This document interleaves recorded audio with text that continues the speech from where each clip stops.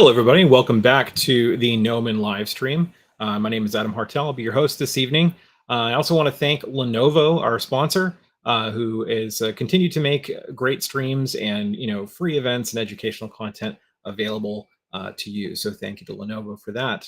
I also wanted to say, for those of you who are not familiar with what Gnomon is, we are essentially a 3D art school located in Hollywood, California. The little intro video that you saw there were some shots of our campus, our digital labs. For the last 25 years, we've been training some of the top industry artists working in 3D art for games, films, visual effects, etc. And following tonight's event, I'm going to take about 10 minutes or so just to share with you, anybody who's interested, about what Gnomon does and what kind of educational opportunities await those who'd be interested to train here. But with that, I want to get into the reason why we're here tonight. We are here going to do a really cool event with one of Gnomon's instructors, Kyle Brown. And one of the things that not everybody realizes about Gnomon is that all of our instructors are industry artists, and we've done past streams with Kyle. I've had the pleasure of hosting him, where we've talked a little bit more about his classes, the way he's training and instructing at Gnomon. But tonight we are going to be featuring Kyle as the industry artist that he is, taking a look at some of the really cool creature designs that he's done. And then we're going to get to kind of open up the hood and, look behind the curtain, as it were, and look at some of the models and the workflow that he uses to create some of the amazing designs that we're going to be looking at tonight. So with that, I want to bring Kyle on the stream. Let's get his webcam up. Hello, sir. Welcome. Hello, Adam. Hi, everyone. Thank you for having me. And thanks for working with me, guys. I know we had this scheduled for a couple of weeks ago, so good old coronavirus did its thing. So I appreciate everyone coming back and joining us tonight for the reschedule. Yeah, I'm sure that everybody has experienced one form of interruption or another. Unfortunately, yeah. Due to that, yeah. But it's all good. Kyle, we've done past streams where I've gone through sort of your bio and things that you've done over the years. I kind of wanted to talk with you about it a little bit more informally this time. You've worked on a lot of different films and IPs. I know that today we saw some really cool art that you just put up on Instagram, where you actually worked on some concepts for Prey, which was really cool. But could you just tell us just briefly a little bit about your journey, and now you're presently working in games, and what was it like for you to cross over into that? Yeah, absolutely. The journey was it was clear in my mind in terms of what I wanted to do, but it was tumultuous in trying to figure out the answers to those questions. And I think that's what's so great, what you do here on the streams. And for anyone tuning in and kind of exploring these options is trying to figure out those answers to those questions. So for me, just a little bit about me. Don't want to bore everyone to death, but I'm from Columbus, Ohio, originally right outside of Columbus, Ohio. I went to art school in Ohio and got a degree. Graduated with a degree in illustration, and knew that I always wanted to pursue conceptual design. Going back to, I think it was second grade, I always picked up the re-release of The Art of Empire Strikes Back right ahead of when the special editions were coming out. And I remember thinking, when I opened that up and seeing versions of Yoda that looked like a garden gnome, or AT-ATs that looked, AT-ATs that looked completely different, going, well, that didn't look like that in the movie, and thinking, oh, well, someone had to design this, right? Like, it didn't just show up on screen. Someone actually had to go through and design it. So from that point forward, I knew that I liked to draw, and I thought, oh, well, this is a potential career path. So it was, it was all full steam ahead. Which is good and bad, because you have I had a very narrow focus, and I knew I wanted to pursue it, but knew that it might be kind of tricky to ultimately land in that kind of role. But it's very fortunate.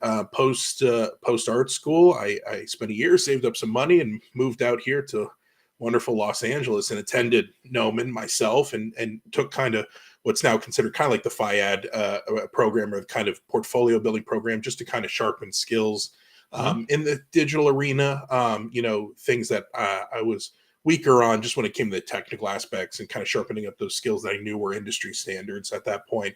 And I mean, Gnomon was, like I said, I owe such a huge part of my career to Gnomon, and was able to get a studio job as an intern right after Gnomon. About a year after I finished up, I was building my portfolio, took some additional classes and stuff, and then the rest has been history. So as you mentioned, I started at that studio. It was mostly focusing on live action, which is, what I really love film, especially, but love television. We're in this golden age of television now where it rivals the effects work done for, obviously, for the silver screen. And that was great. And then, of course, the pandemic happened, and it forced a shift career-wise. And a buddy of mine, Luis Carrasco, who's no stranger to Gnomon 2, has a wonderful workshop tutorial.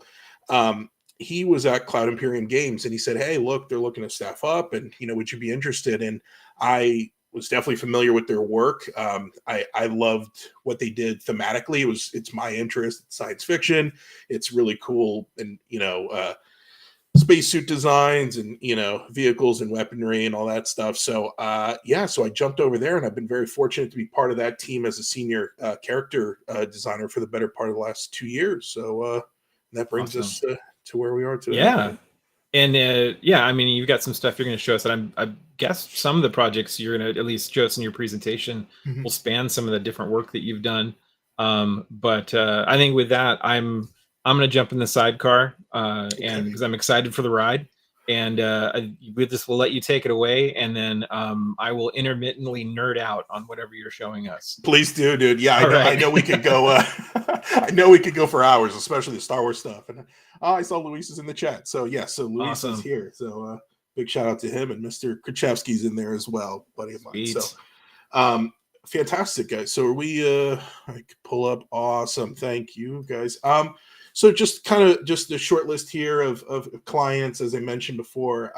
Currently full time at at Cloud Imperium Games, where the focus is right now on two major game developments, both a game called Squadron 42, and then the massive kind of open world game that is available to the public. There are players in that world right now, and that's called Star Citizen. So I'm actually part of that team right now. I actually do freelance on the side. Because I did want to keep a foot in that world of film and television. So I've been very fortunate to work with the crew over at Alchemy Effects. That's Glenn Hetrick. So for any of your fans of the old sci-fi show Face Off, he was one of the judges there. He's been wonderful, absolute sweetheart. And under him, I've worked on last couple seasons of Star Trek Discovery, and then of course, upcoming work there, as well as Guillermo del Toro's Cabinet of Curiosities, which just released a new trailer. So I'm excited for that. That comes out in October. I guess kind of like a Tales from the Crypt kind of series. So I'm very excited for that. And as well as Onyx Forge, which is Steve Wang's studio. And Steve Wang's also one of those childhood, heroes. We mentioned Prey. Predator is one of those Mount Rushmore designs for myself. So getting to not only meet Steve, him being a hero, and just what an absolute sweetheart he is, and his whole team, it's been absolutely wonderful. And then of course some other really cool projects that I thought I probably wouldn't dabble in, but the opportunities came up, like Rurik Limited. They specialize in really cool motorcycle helmets, so I got to do some graphics for them. As well as, just some other projects like Cowboy Bebop for Netflix, Space Jam New Legacy, and then, let me click over here, just a list of other ones. And, at the previous studio, I had an opportunity to work on a lot of really phenomenal projects that were dream projects. And, Jared Krachevsky is in the chat with me. He's one of those buddies there. And we got to work on a lot of cool things. Of which, and I'll kind of filter through these guys and show just some examples of those. Not everything here will be shown. I wanted to kind of focus on more the creature side, as that's what we're kind of focusing on tonight. So I'll kind of go through these, and as I mentioned to like my students and stuff, if you guys have any questions about any of the projects I show here, if I don't get to them, more than happy to answer them tonight, or if you guys want to reach out after the fact, more than happy to share what I can. So we'll kick off here.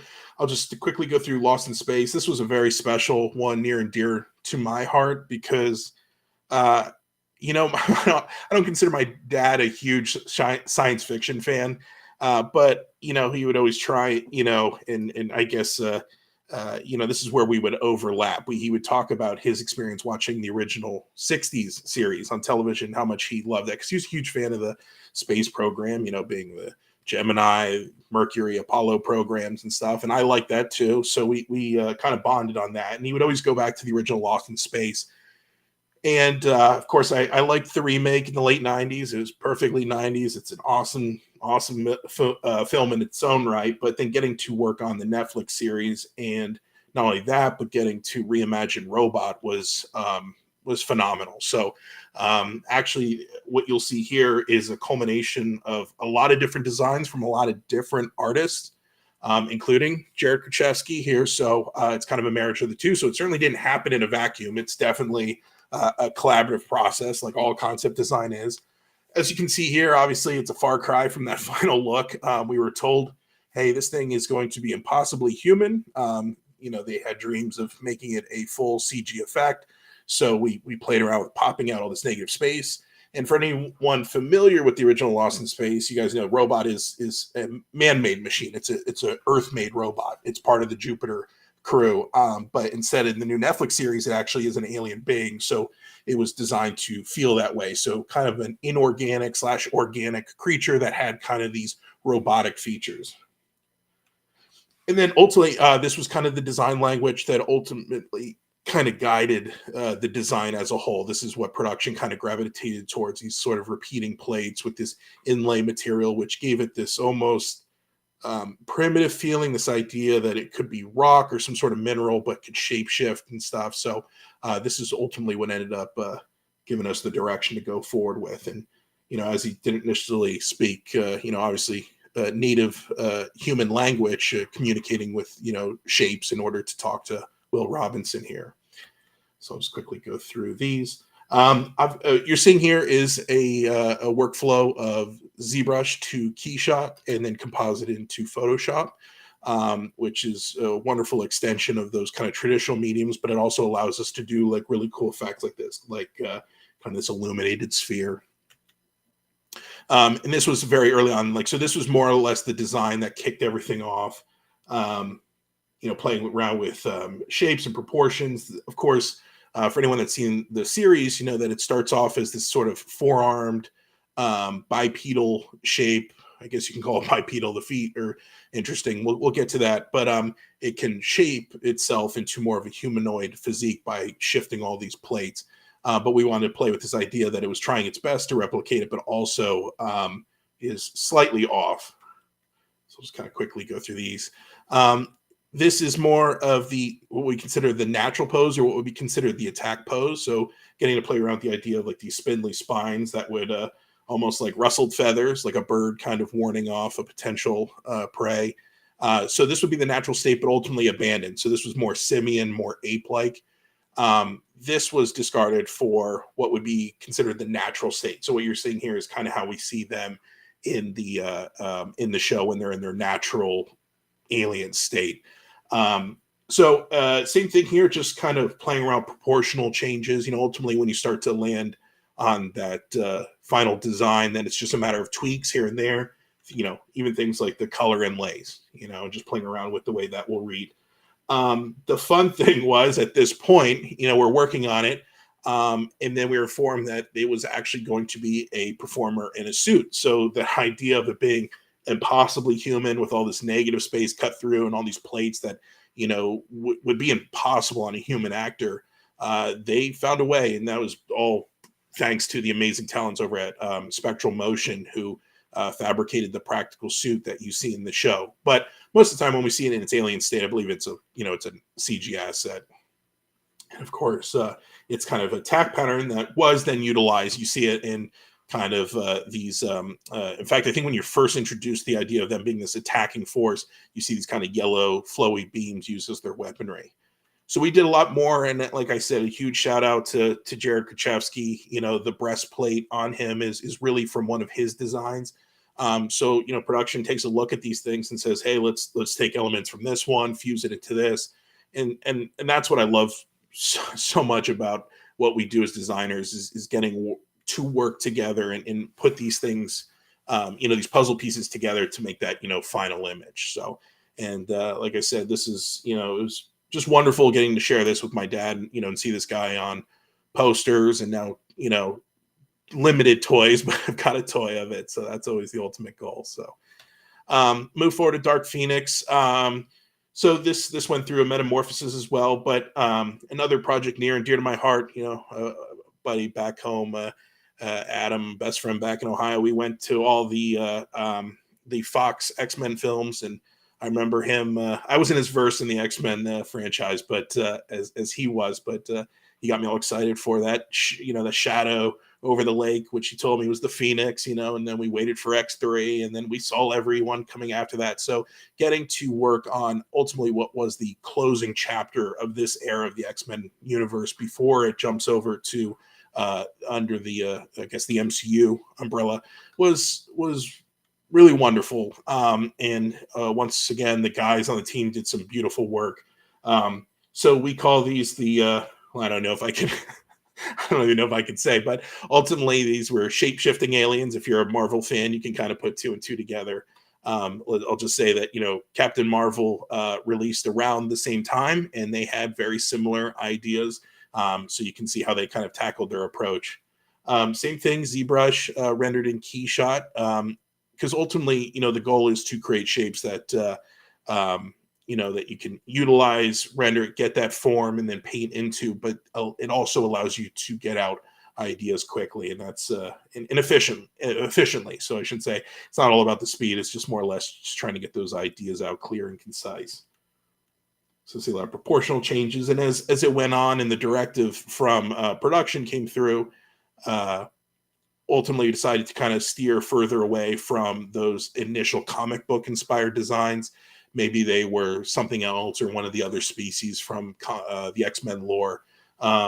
Ultimately, it's sort of ill-defined in the final film, but that gave us room to play with. So, on one hand, you want to be true to the source material or faithful to the source material, but this did give us an opportunity to kind of push and explore a bit more. So you can see even from like those initial designs, just, material tweaks, slight adjustments to the anatomy, you can get a completely new, unique design.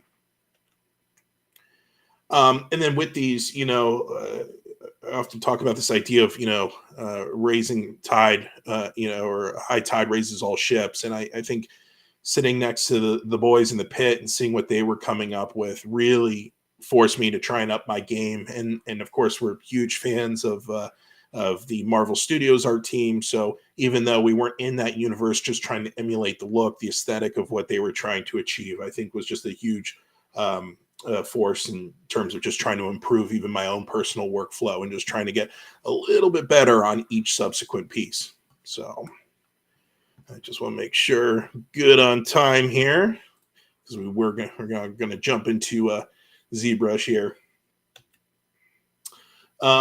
Next one. This is a I know I keep talking about dream projects, but it was really like 1, 2, 3. It was one after the other. I think this goes back to 2015 for us. The film was released in 2018. Probably one of the longest times we've been on for pre-production doing conceptual design. We were on before cameras rolled, and then even during and after when they were in post and trying to populate the world of the Oasis.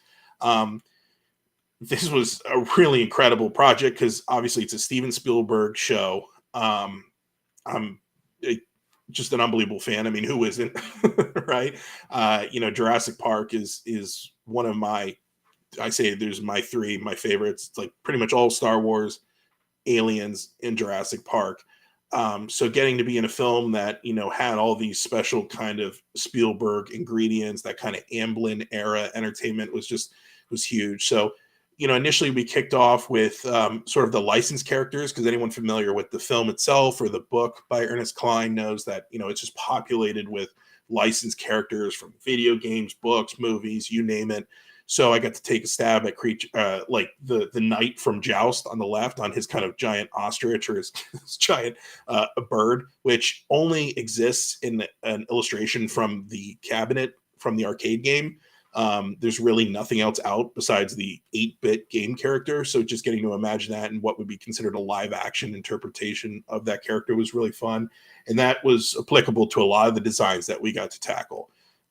Character on the right was an example of kind of the carte blanche that we were given to just populate the Oasis. And that those opportunities don't really come around much, where a film just says, hey, just give us what you've got. And the guys on the team and in tandem with ILM got to come up with some really wacky guys, and some of them made them through. You can pause the film and see a lot of these guys that we spent hours on developing, and they are right there in the Oasis next to our heroes.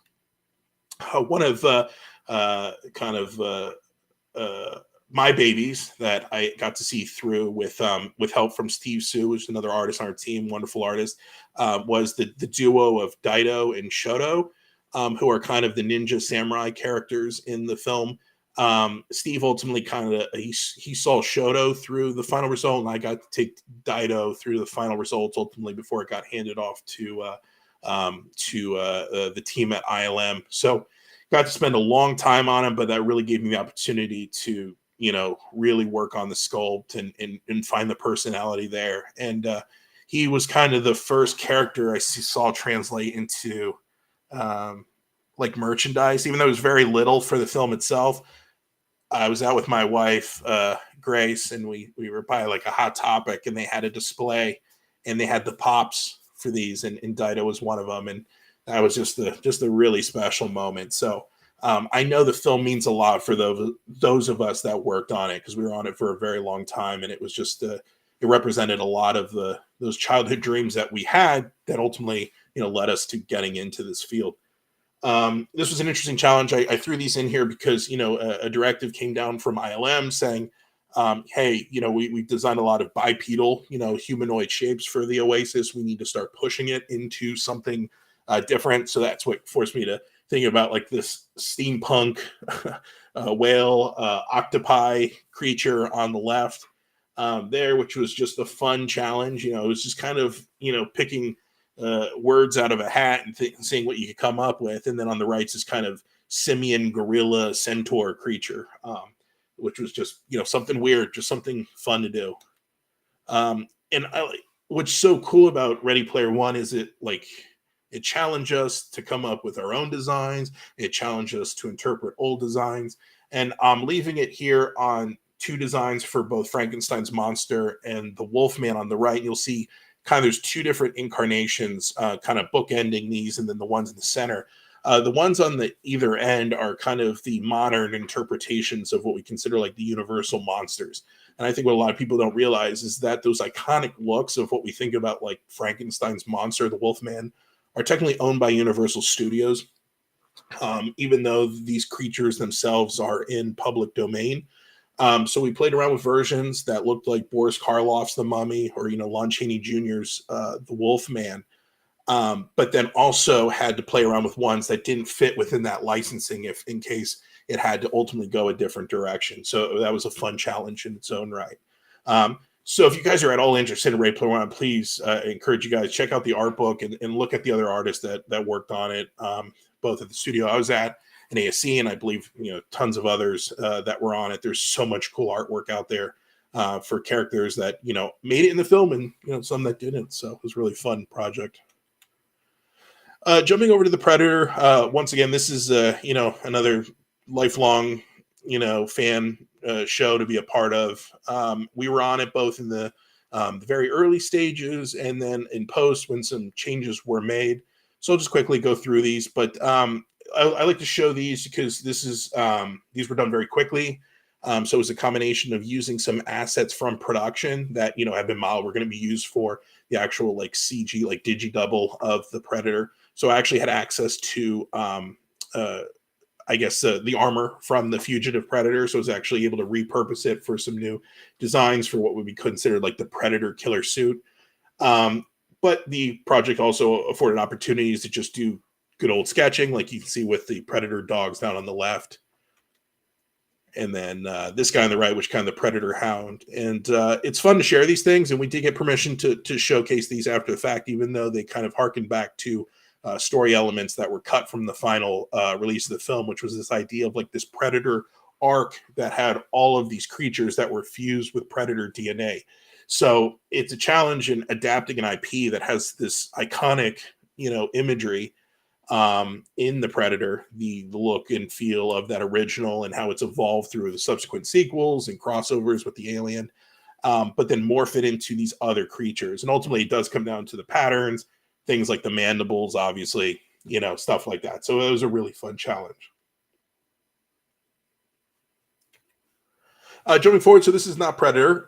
This is for sci-fi series Resident Alien, which has been a really fun show to watch, and Alan Tudyk is wonderful in the role of I'm drawing a blank of the character's name, the alien's name. But this was a fun one. I mentioned Steve Sue earlier. This was done in tandem with his design, so it's kind of fused together, and there's some bits and pieces of both of ours that made it into the final effect that was both done digitally and practically, so that was really cool to see. So just some early sketches. This is a very powerful tool if you haven't played around with in Photoshop, just getting in there and working in the symmetry option. Hopefully they'll continue to add to it, because I know in Procreate, for those of you that have dabbled in that on the iPad, it's a very powerful tool to just ideate and come out with shapes. So anytime you're doing something alien or exotic, it's kind of this Rorschach test of being able to just find shapes and, see what works or what doesn't. And then ultimately we started to kind of focus in on a direction. So taking it to more of the polished kind of 3D arena, playing around with material IDs, on the left feels a bit more amphibious, where on the right, we play with this idea of like this subdermis layer, this kind of gelatinous layer over top, where we're seeing a lot of stuff happening subsurface. And then ultimately what would kind of start to gear towards the final design. And the one on the right is very close, the head and hands done by Steve Sue. I was able to take the chest there, and they copied it pretty much 1-to-1 for the final production. So very cool to see that materialize for the show, and it's been very successful, which is always great to hear.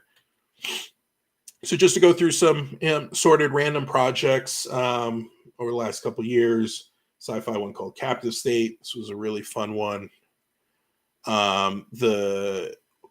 We knew them as the White Spikes. That's what they're called in the film. But this is for the Chris Pratt film, The Tomorrow War, which is on Amazon Prime.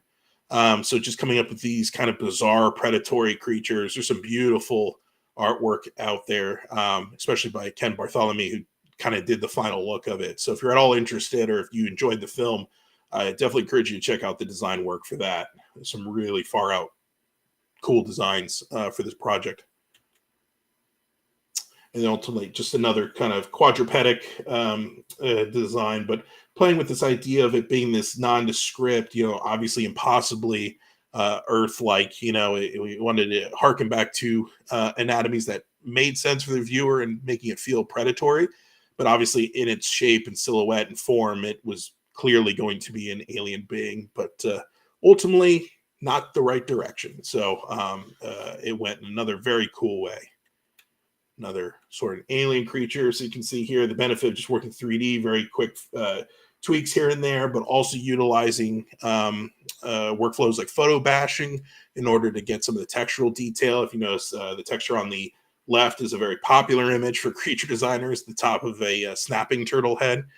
Just gives you a lot of cool, detail for free there that just kind of helps bring life to the design that ultimately you may not have gotten if you were painting it in or trying to sculpt everything. So obviously, like what you're seeing here, are just what we consider kind of smaller tweaks. So this is not what we come right out the gate. It's not the blue sky phase. Blue sky are those first, the week or two on a project where you're throwing a lot at the wall to just see what sticks. Ultimately, as you start to funnel in on the one that's working, that's where you'll get into maybe some more of the material ID, playing with color, material breakup, maybe minor adjustments to the silhouette, as you're kind of seeing here. And then, hopefully just continuing to filter into the one that will ultimately be the final design. Just another fun, this is for a Chinese show from a couple years back. Some really fun, interesting creature designs for that. Another fun one, X-Files, which, I think there's always been some great design, especially makeup effects, especially for the original series. So this was a small creature design for that.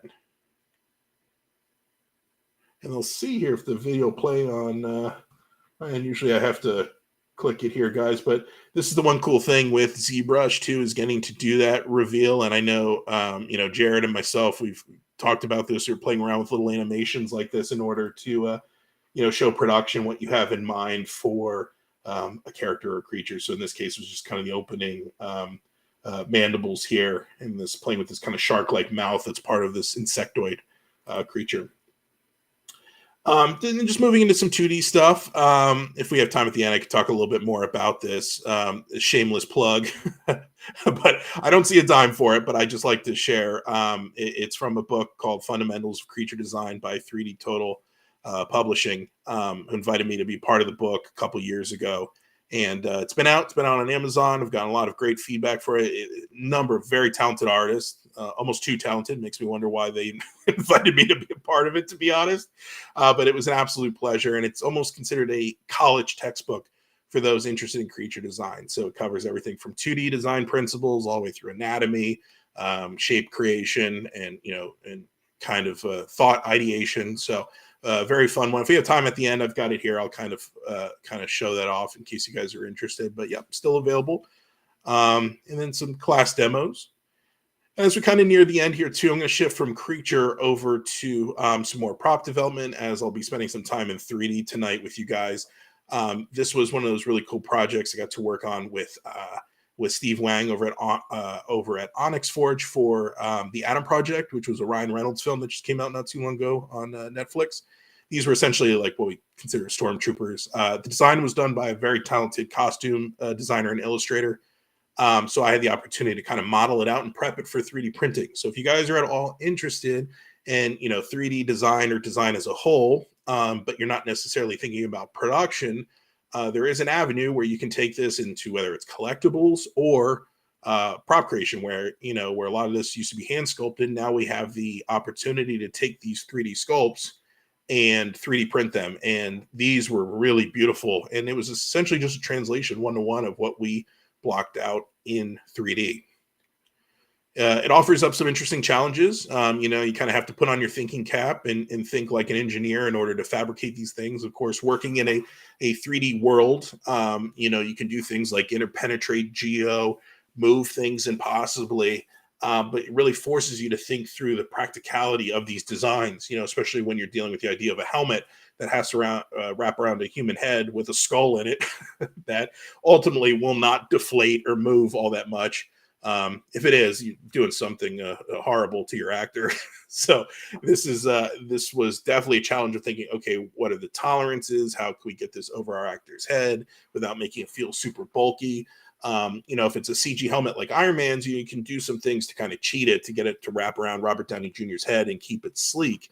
But these were all practical helmets that had to be worn by stunt performers in the film. So they fabricated, I think, a dozen or more of these helmets, all printed and painted, and they look fantastic. So it definitely was a long project. It was a learning experience for me, but it was very rewarding, and ultimately just showing kind of last assembly there and getting the visor connection and the film's fun, which is always a plus.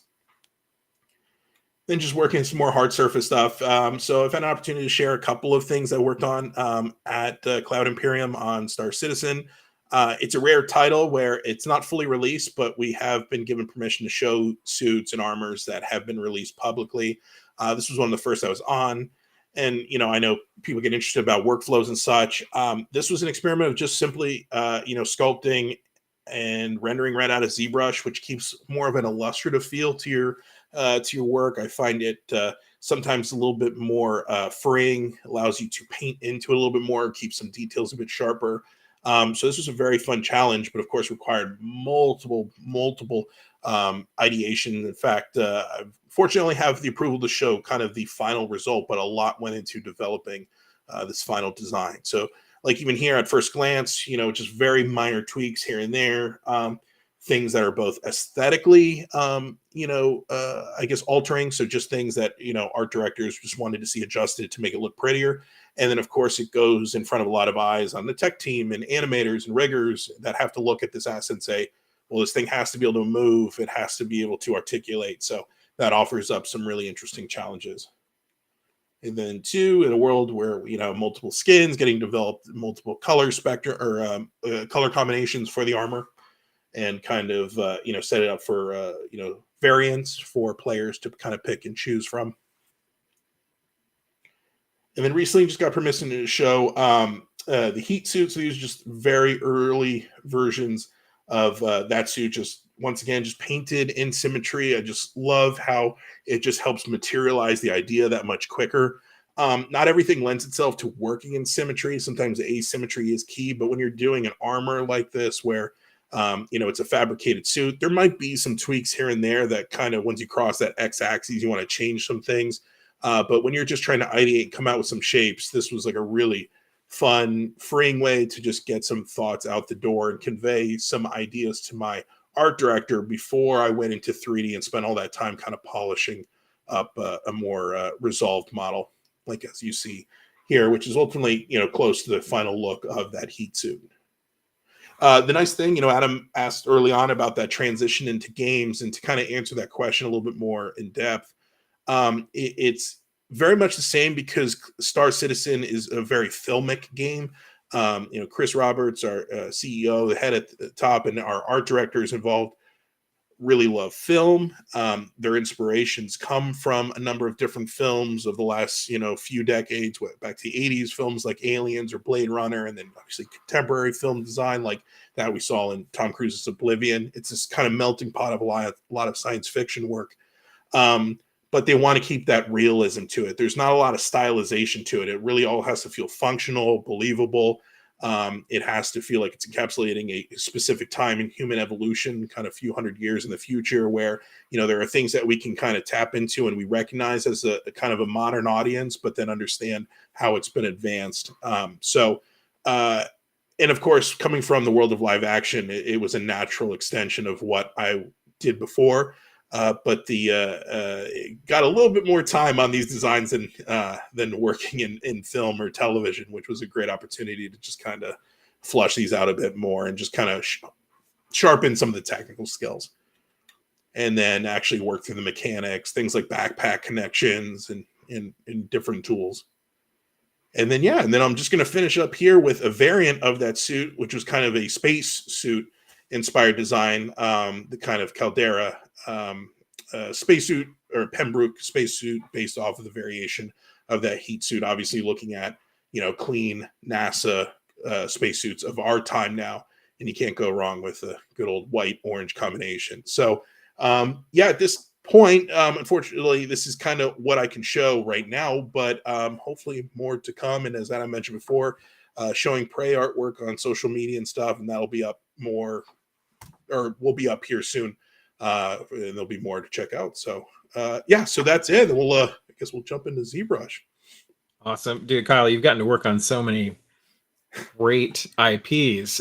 It was fun listening to you go like, this first project was really a dream project. And then this next, you're like, and then this one was kind of a dream project too. Really cool to kind of see all of that in sequence.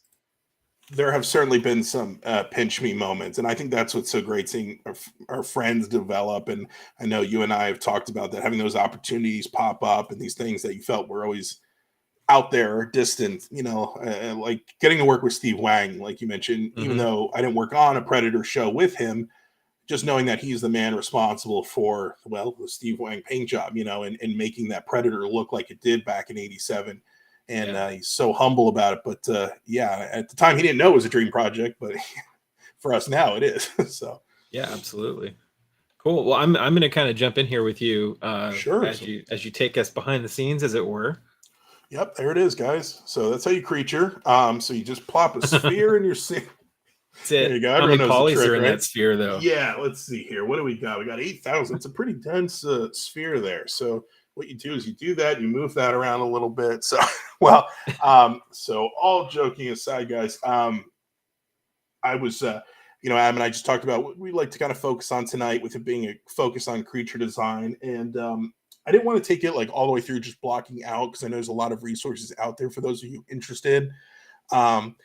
So I figured I'd just kind of walk through with you guys just how I started to block things out. And, as conceptual designers, it's a little bit different about how we're utilizing ZBrushes. It is more exploratory. It's kind of like getting out clay or, Play-Doh and just moving some shapes around to find some forms that you can take and work with in post. So it's always a trick trying to find kind of, where you want to leave it. How much do you want to do in sculpting? How much time do you want to spend rendering, rendering in terms of like a renderer? And then how much time do you want to spend actually painting or drawing into your image? So yes, ultimately start with a sphere. A number of different ways you could do it in ZBrush, but ultimately I wanted to kind of challenge myself on this one and say, okay, well, let's just start with a straight up sphere and see where I can take it. So with here, I'll just kind of show you guys, just kind of cheat these steps. So then next, just quickly move through and start to introduce some very simple primitive shapes in order to get the neck. You can see the deltoid here. Originally, I was just going to kind of block out the torso, kind of the upper bust here. And you can see it's, it's relatively dense. In fact, this hasn't even been Dynameshed together. But what I like is that even at this stage, you can just grab, these simple primitives and just start kind of blocking out your mannequin. And there's a bunch of different ways you guys can do this inside of ZBrush. You can use the Z-Sphere rig in order to kind of block out the armature. But sometimes it's nice to just actually, be able to go through and actually just, move some of these forms around and block out just the underlying primitive shapes that are going to set up your construction. And what it does is it forces me to think about like the underlying forms before I get lost in the details.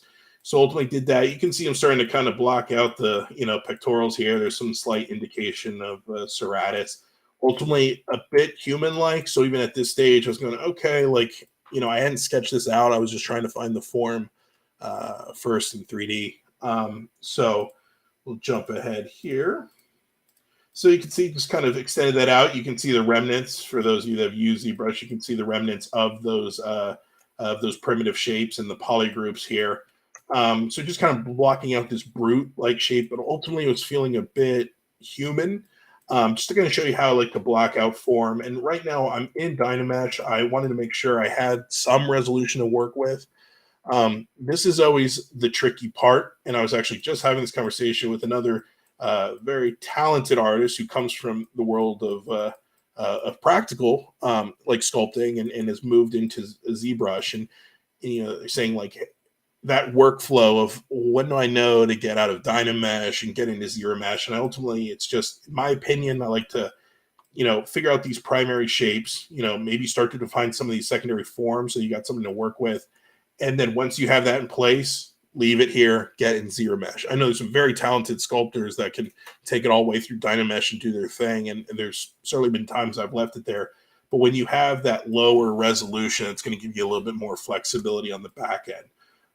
But you'll see it's kind of a double-edged sword, because as I went through here, and I'll just kind of show you, I'm a big fan of clay buildup and just changing the alpha here to one of the round ones will give you these nice forms that you can kind of start to block out, and then playing with as you smooth with the shift key here. If you lower the Z intensity, it'll let you kind of smooth the transition or connection between those forms without completely washing it out. And then at this stage, like, I like to go in between with the damn standard kind of chisel in between there. But you can do so much right out the gate with what ships with ZBrush. And I encourage you, like, if you're newer to the program, definitely just work with what's there, because it can be so much too much of a good thing out there in terms of custom brushes and IMMs. It's just like working in Photoshop. You can kind of get lost in all the custom. So what I recommend is just play with what comes shipped and then explore additional brushes. But that being said, these SK brushes, which kind of look like they're more for creating these anime figurines. I wish I could credit the artist, but this is a very popular set. There's one up here just called this SK crease. And what I find is I really love the way you can just go in between those forms, right? And it just, you get that proper feeling of that muscle insertion, like, in this case, it's kind of fictional serratus, or what feels like this upper oblique is now kind of enveloping or wrapping around that other one. But that being said, I don't even want to define too much. It's nice because if you do have this definition here, it will give ZBrush something to stick to, but you don't want to be, in my opinion, adding, pores or wrinkles or anything at this stage. It's all about getting just that primary shape. And obviously this dude is super headless at this point. So I was thinking about different ways to maybe evolve this design. But as I was working through it, I was like, this is just kind of a human dude. I wasn't super thrilled with it, but kept plugging ahead here. So if we jump ahead. Hey, Kyle, I wanted to ask you a question that actually has a little bit to do with the question that came in earlier on the stream about reference. But at this particular stage, where you're not fully committed in a particular direction. So, it's not like you want to have reference that fully locks you in to one specific type of anatomy.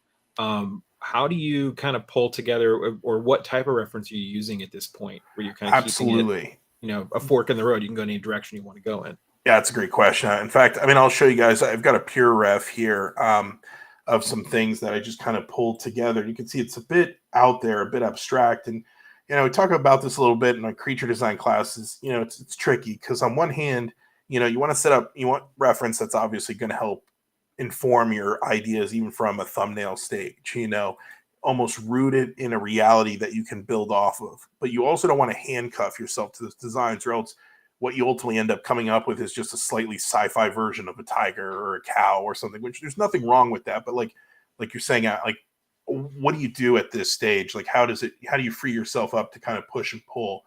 I'm a big proponent of a remark that Carlos Huante, phenomenal concept artist, mentioned in one of his videos, which is, he said, he considers himself a master of form, not a master of anatomy.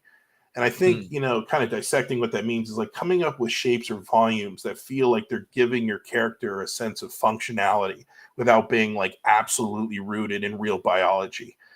Because you can get those, of course, you get a zoologist or a biologist to look at your piece after the fact. They'll go, that would never work. That doesn't make any sense. So again, you want to improve those things on your design. Like part of being a creature designer, you want to step in that world and, think about how you can breathe life into it. But ultimately at the end of the day, it's this fictional creature. It's this thing that there is that rule of cool. So a very long-winded way of answering your question, but like I would say at this stage, at this point, I was starting to hit a wall where I go, this is just kind of a human shape. I'm not really happy where this is going.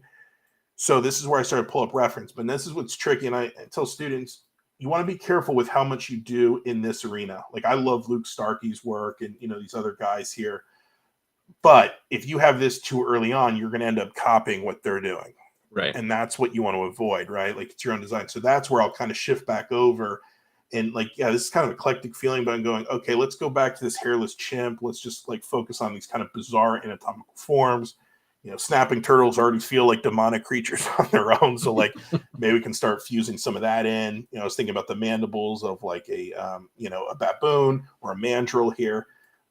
So even though it seems like this kind of weird melting pot of ideas, that's going to force me to start just coming up with some additional shapes. And then I'm a big fan too. If you guys go up here, this little thumbnail read up here, as you move through it, it's no different than doing, traditional thumbnails on, in 2D. So ultimately that's where I thought, okay, let's just start pushing and pulling. And I'm going to kind of show you here, guys. So what I did is I zero meshed at this stage. And I thought, okay, we'll start moving forward.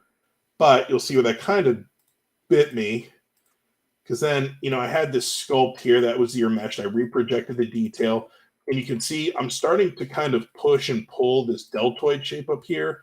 I wanted to start getting this kind of weirder, more bizarre form. But ultimately, I felt like I was coming to an area that was a personal comfort zone. And that's been a big thing, too, the last, really since I started working professionally. And it's always been the case looking at personal work. It's just finding those things where we have comfortability, but these kind of like safe spaces where I go like, oh, I feel like I've designed this creature before. And right. that gets boring. Right. Like the go-tos, the things. And I really want to force myself to go, okay, like how can I push this so it's not just the thing that I've done before or seen before. So you'll see like, okay, I zero mesh this, I reprojected details. But I started push and pull these proportions. And this is where it gets a little tricky because this is the kind of stuff you would want to hold off for Dynamesh. but I also didn't want to inhibit me, and it's not that big of a deal to start making those changes. So ultimately, I started to kind of push and pull. You can see I'm starting to kind of change up the chest anatomy. And to me, too, I like doing these ornate forms and kind of pulling on those kind of H.R. Giger-esque details, the biomechanical stuff, but keeping it a bit more organic.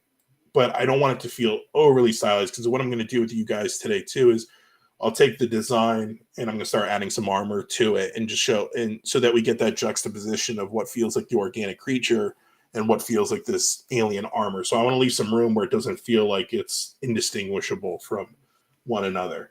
So I move that through, but ultimately what I end up doing is we get into this step, and you can see a huge jump. And if I can just solo out here, as you guys can see in the resolution here, I took it right back into Dynamesh. And ultimately, that's kind of a back pedal. It's not something I necessarily recommend, but the image wasn't working for it. Like, it just wasn't working for me, because ultimately I felt like I'd show up with you guys and I'd say, like, okay, this is this thing that I kind of feel is slightly creaturey. So first thing you'll notice too is I hacked the arms off. I did that by just kind of go through with you guys on this one here real quick. I'll just duplicate it. So what I did is I just I wanted to maintain that resolution, so I deleted higher. And then I Dynameshed it. So, because right now I didn't really have to worry about too high of a resolution, because I'm not trying to maintain any crazy tertiary detail or anything like that. That's why I don't even want to get into that stuff too early, in case I have to do something like this.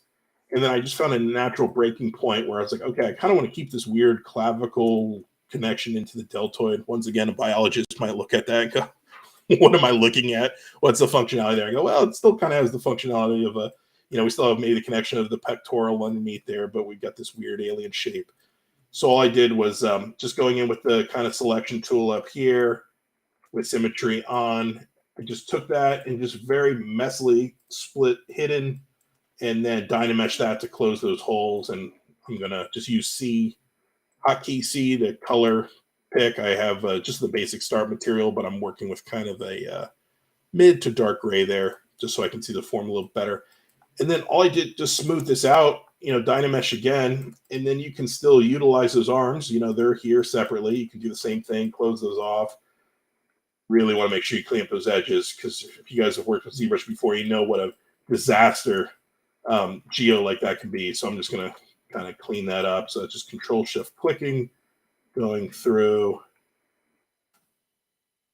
bleed hidden if need be, and then just kind of smoothing that out. So I still have kind of a natural connection point. So as you guys can see, if I unselect this, now you can see I've got that connection point. So I can, with these arms here, I can start to move these up, but still a little too humanoid. But it gives me that flexibility to start coming up with something at least a little bit different. Because my go-to will usually be, let's bring in the sides here, and it's kind of bring out that rib cage. But ultimately, it just felt like it was still a little too humanoid. So to jump through here, let's see here. Let me turn these guys off.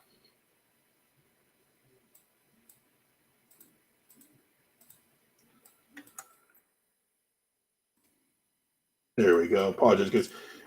So here you see it got pretty wacky with it. So I cut the arms off. You can see I started to add additional joints. So now we've got a very long wrist, so essentially an extension of the lower arm. And almost like a really crappy figure mannequin down there, I just started to block out these sticks for legs in order to figure out the rest of the body. And I thought figuring out resolving this guy fully, even though we're going to probably just focus on a kind of bust or torso shot, just helps me figure out the design as a whole, because I can think about the way that, this upper torso can be held up. What would the limbs down here look like? But you can see very rough, very rudimentary. We've talked about this before. It's a lot like drawing at that point. It's the same thing you do if you're drawing. 100%. Yeah, absolutely, dude. Just kind of resolving through, and you can see I started to block out these forms. Still kind of high on the Dynamesh side, because I'm trying to preserve some of the detail here. But ultimately, you guys know, like, if I want to make big changes, it gets a little bit trickier, because you're moving like this really dense clay. at this point. So if you can, I recommend keeping it on that lower end.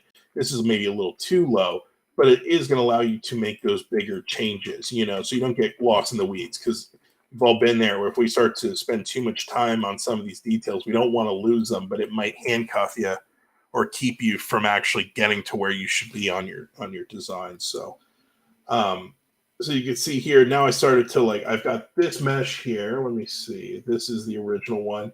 And for whatever reason, I kind of fell off symmetry. So you guys will see I kind of fixed that. If you're ever worried about that, you can kind of look where you are in world space there. At this point, I just, I like to get the eyes in there, just some additional forms. Fill it with a material. I'm a big fan. I think this came from the guys at work. Filling it with the toy plastic is a really nice go-to. I've seen that with even the guys that work in the arena of collectibles, because this stuff obviously doesn't translate. Like if you 3D print this or whatever, it's all coming out as the same material. But for right now, it just gives you enough breakup where I can start to get a read on the character. So I was like, okay, kind of working here. Here you can see a block out for the original arms. So you see basically just, rudimentary kind of stick figures, right? Like this is absolutely how I'd block this out in 2D, cylindrical form, spherical shape, just to give me an indication of the underlying construction. So kind of move that into place. So then ultimately landed here. And these were the original arms that I cut off. So you can see that I just kind of abandoned them. They just weren't working for me.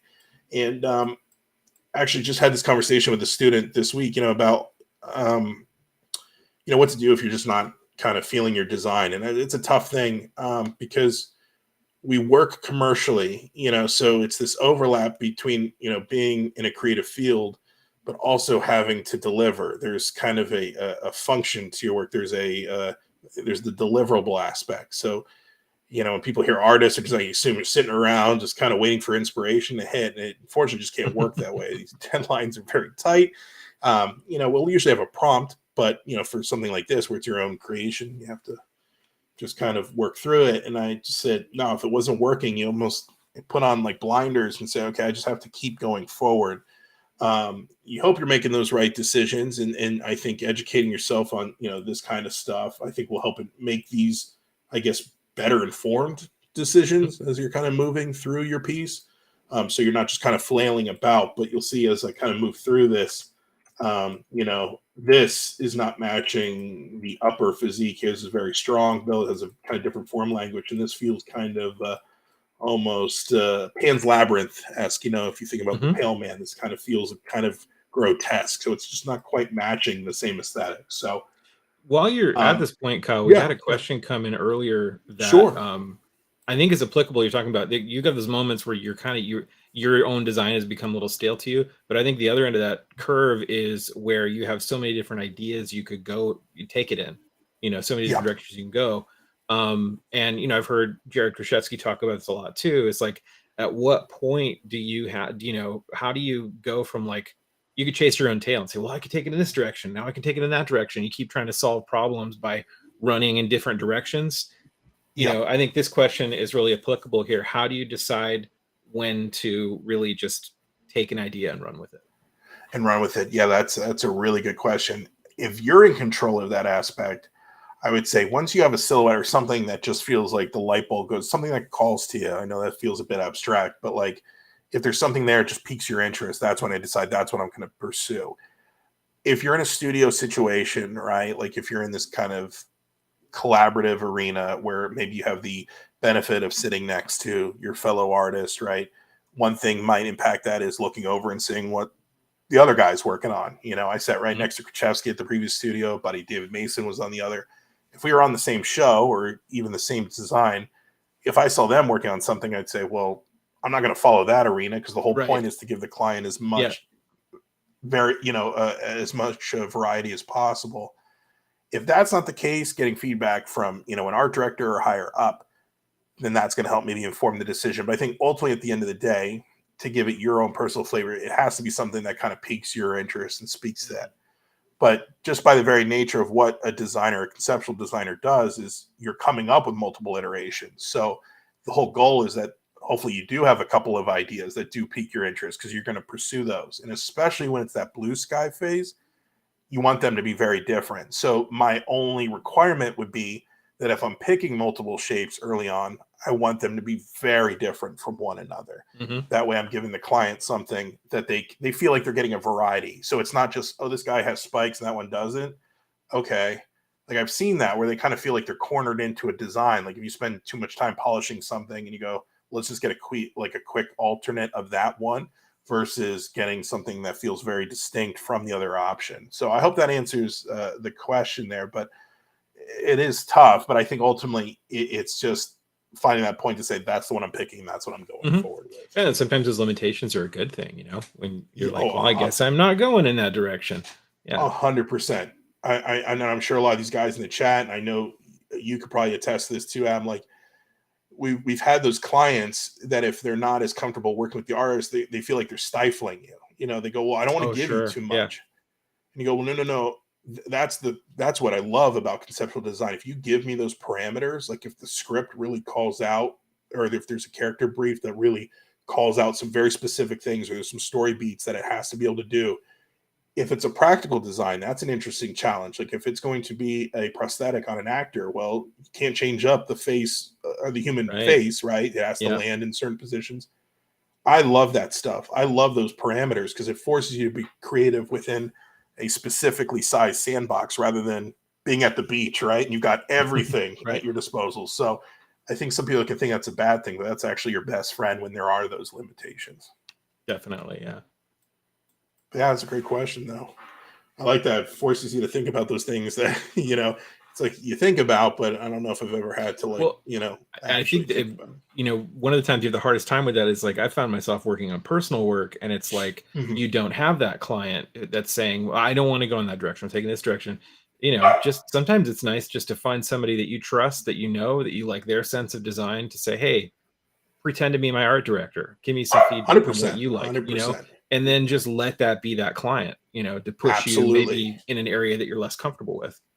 100%, dude. Like just a fresh set of eyes to say, hey, is this working? Because it is tough. Like if you're just kind of doing it alone, which is nice because it can just be, the point of that can just be an exercise to focus on technical skills or something. But if the whole goal, kind of like what you're doing on with your kind of Princess Bride series, it's like, you know, you're adapting something that exists, but you're also developing the freedom to kind of do your own design language. You go, ultimately, you know, where do I take this and push? And I think that best is, like you said, find someone in the arena of art that can give you feedback, but also, you know, feedback from maybe someone that's not even in the industry. Like we joked about, you know, my wife has given me very good feedback, and she is not, she's not an artist per se. For sure. You know? But she'll look at things and go, ooh, something's, you sure about that? And that's code for, that's wrong.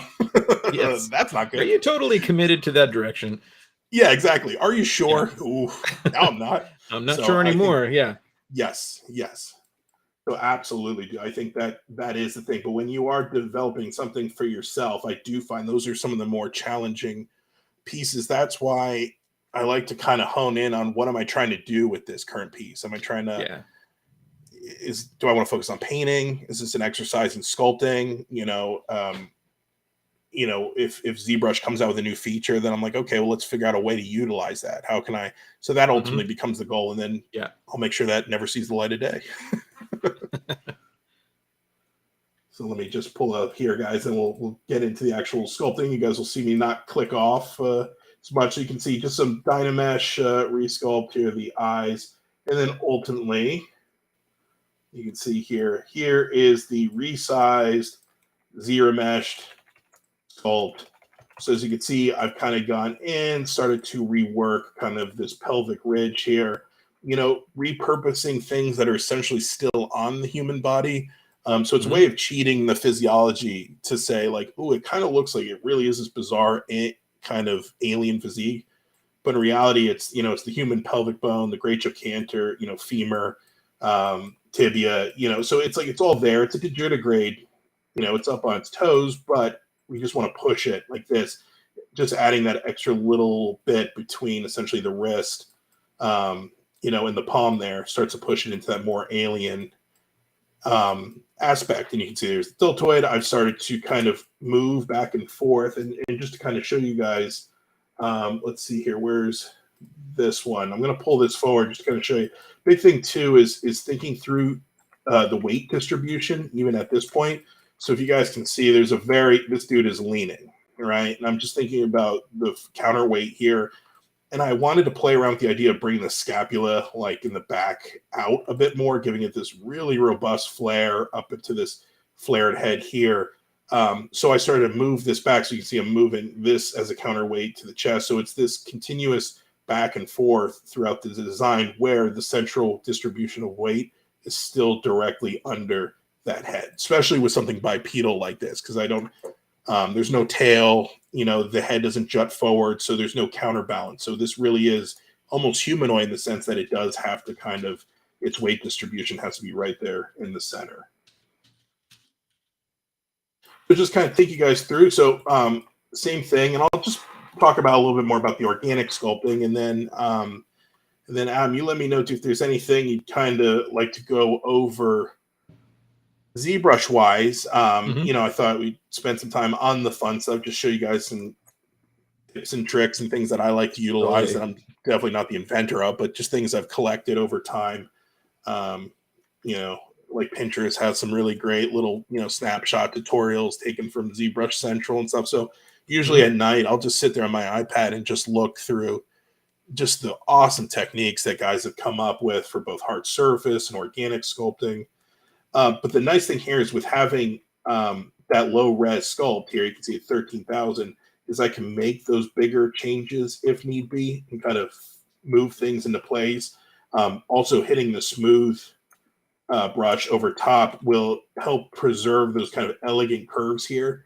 That's what keeps your piece from feeling like muddy or clumpy. If you feel like in your ZBrush sculpt, it's like, it feels kind of like knobby, or it feels like you're working with a really dense Play-Doh or clay. It's because you're trying to finesse a shape that's very dense. So that is the benefit of getting it out of Dynamesh into ZRemesh, so that you can make those big gradual changes, or broad changes, I should say. The other cool thing about that is, like, if you're able to stick with that, that low poly base through to the end, now it's going to make it really easy for you to UV this thing if you wanted to take it into a renderer that wasn't Keyshot or something like that. You got it, sir. Yeah, and I know you and I were talking about this kind of off stream, and I'm be curious to hear from you guys in the chat, like what render you're utilizing. But I know this was always the question at the studio too. We saw what these other renderers are capable of, but they're not as drag and drop, or not yet as drag and drop as Keyshot. But having this access to this lower resolution, you'll see it's much easier to pose after the fact. Like you said, get a UV, even if it's quick, dirty, unwrap inside of ZBrush, that helps tremendously too, even when it comes to texturing inside of ZBrush, in terms of, being able to get to some of those harder to manipulate areas. So the posing thing you said is a huge one. I remember earlier on, I was like, how come I'm having such a hard time posing my sculpts in ZBrush? And it wasn't until I realized what you're telling us right now, which is like, if you have a lower poly, subdivision level to work with, just go there and pose it, and everything just follows nicely.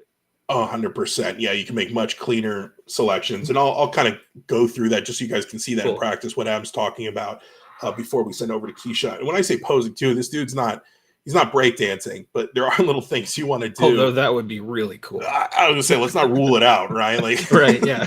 It's a possibility, but you don't know. I mean, the client could ask for that, right? Let's see how the night goes. What we need is a breakdancing. Yeah, I wouldn't put it past them. I feel even like with Resident Alien stuff, he gets up to some quirky stuff. So, some pretty far out ideas. But yeah, like even if we go into a render, very rarely will I leave it in this kind of static pose. Like if you're rendering it from this kind of 3/4 view, sometimes it's enough to cheat it. But and granted, I know a lot of artists hate this. I don't always work in perspective, but you throw perspective on, like there's enough there. We go, oh, there's enough visual interest, but essentially it's in T pose, or A pose for lack of a better term. So when I talk about posing, I mean, it might just be a slight tilt to the head, a shift of a limb, just in order to breathe a little life into it before we take it into the renderer. So, but for the most part, I'll leave it in, just in symmetries for as long as possible. You know, I've limited the subtools just to areas that I can control separately. So you can see like lower mandible, upper jaw, they're on their own, so I can access those. But that's really it. The rest of the body is its own tool, so that'll be easier to manipulate. So let's actually just, because I want to make sure we don't run out of time here, I'm going to start blocking out, actually blocking out the armor. And for that, I'm actually going to turn off the symmetry. For that, I have some reference here, just to kind of go back to the reference board.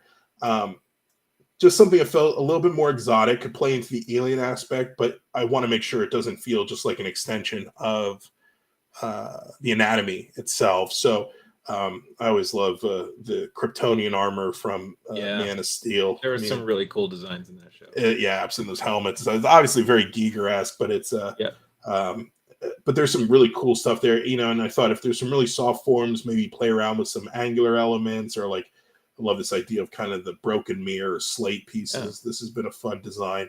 A lot of asymmetry there, but anyway, we'll just kind of talk about. So with this, let's do a quick save here. Just keep moving forward here, because we do have all these organic bits that are part of the anatomy. But I'm going to say, like, okay, if there's kind of this idea of like a flight suit or something, you know, play into the anatomy where, you know, maybe I'll connect this so this curves up a little bit more so we don't get that break there.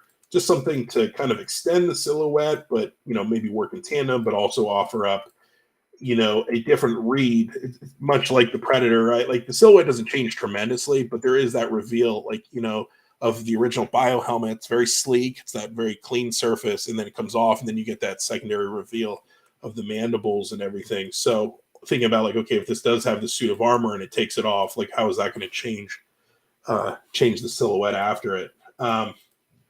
So what I like to do is, and if it's too distracting and work with everything as a whole, sometimes I'll just clone off this tool and just work on it separately here. And I do have the jaw slightly open as well, because you'll find it's much easier to then close it after the fact than try and pull it open if the mesh is there. That's how you get some goofy geo in there. It doesn't need a bag in there. You know, this isn't a production model, but just open enough that I can close it after the fact and it won't distort it too much. So let's see here. I'm going to just do quick. And there's a couple different ways to do that. There are some nice new features like with this mesh extrude, but I'm just going to use just a good old mask lasso and just try and find kind of a natural area here. And this is the thing too, if you want to develop or get access to a few areas here, like maybe there's some weird access like up and under the arm where maybe we're having some issues, what I'll do is I'll just go down those subdivisions, and with the lasso, or excuse me, with the gizmo, or with the transpose line, if you drag this out while holding control, it'll follow that flow of topology. So maybe I'm just going to try and get like an edge loop that gets me to that deltoid there. And I'm going to sharpen that up by holding Control and Alt or Option if you're on Mac. And I'll just, let's see here. Actually, if I go up my subdivision levels, I'm going to sharpen that once again. And I'm just going to hit Control W to group that. That way I can actually get a clean selection of that right now. So even when I go to mask, I can get up and under that that arm without grabbing something that I don't necessarily want. And I want to go over, make sure I'm over that center point. And it's okay too, like if I need to come back and get that. The biggest thing was just making sure that I got that area there.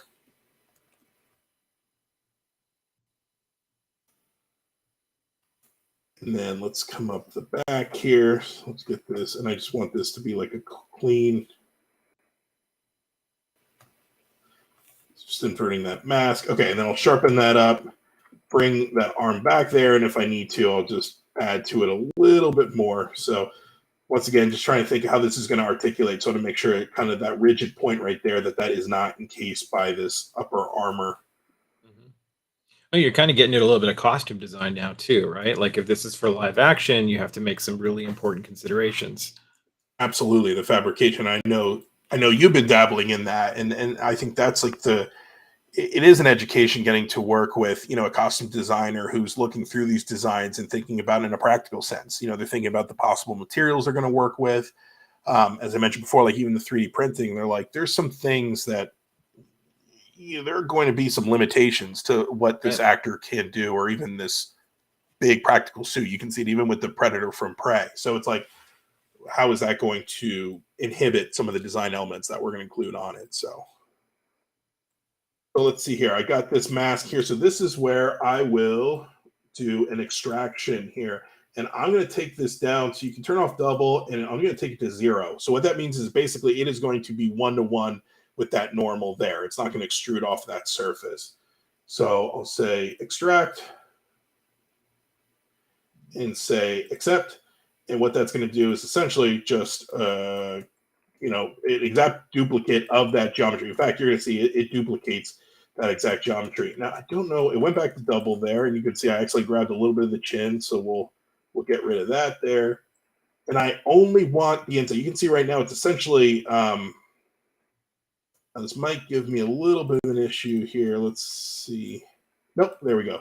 We're good. There's a couple of issues here with the extraction, but we'll resolve that. So what I want to do is inside. I wanted those inside faces gone. We just wanted the outside there. I'll go to delete hidden, and I apologize, guys. Too. I have this custom interface set up, but I guess for the short of it, most of these commands do live under your geometry tab. So if you go to modify topology, these delete hiddens and the split hiddens are up in your subtool palette. So that's kind of where I'm living. But I'm always changing this for whatever I need most. So if you're new to ZBrush, you guys will find that over time you can create your custom UI to serve whatever you need. And it's fine. I've never seen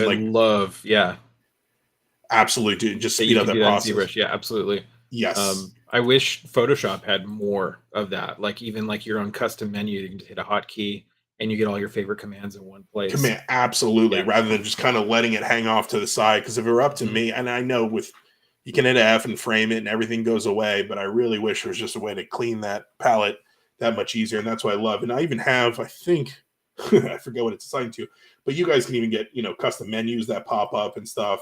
But for the most part, this is kind of where I live with most of these details. And if I need to, I'll go into a sub menu, but these are my usual go-tos. So I'm going to clean up this mesh. You can see I've got 2 different like poly groups here, I think. So I'm going to just clear the mask and hit Control W just to group everything. And you might find that maybe it made a funky selection as well.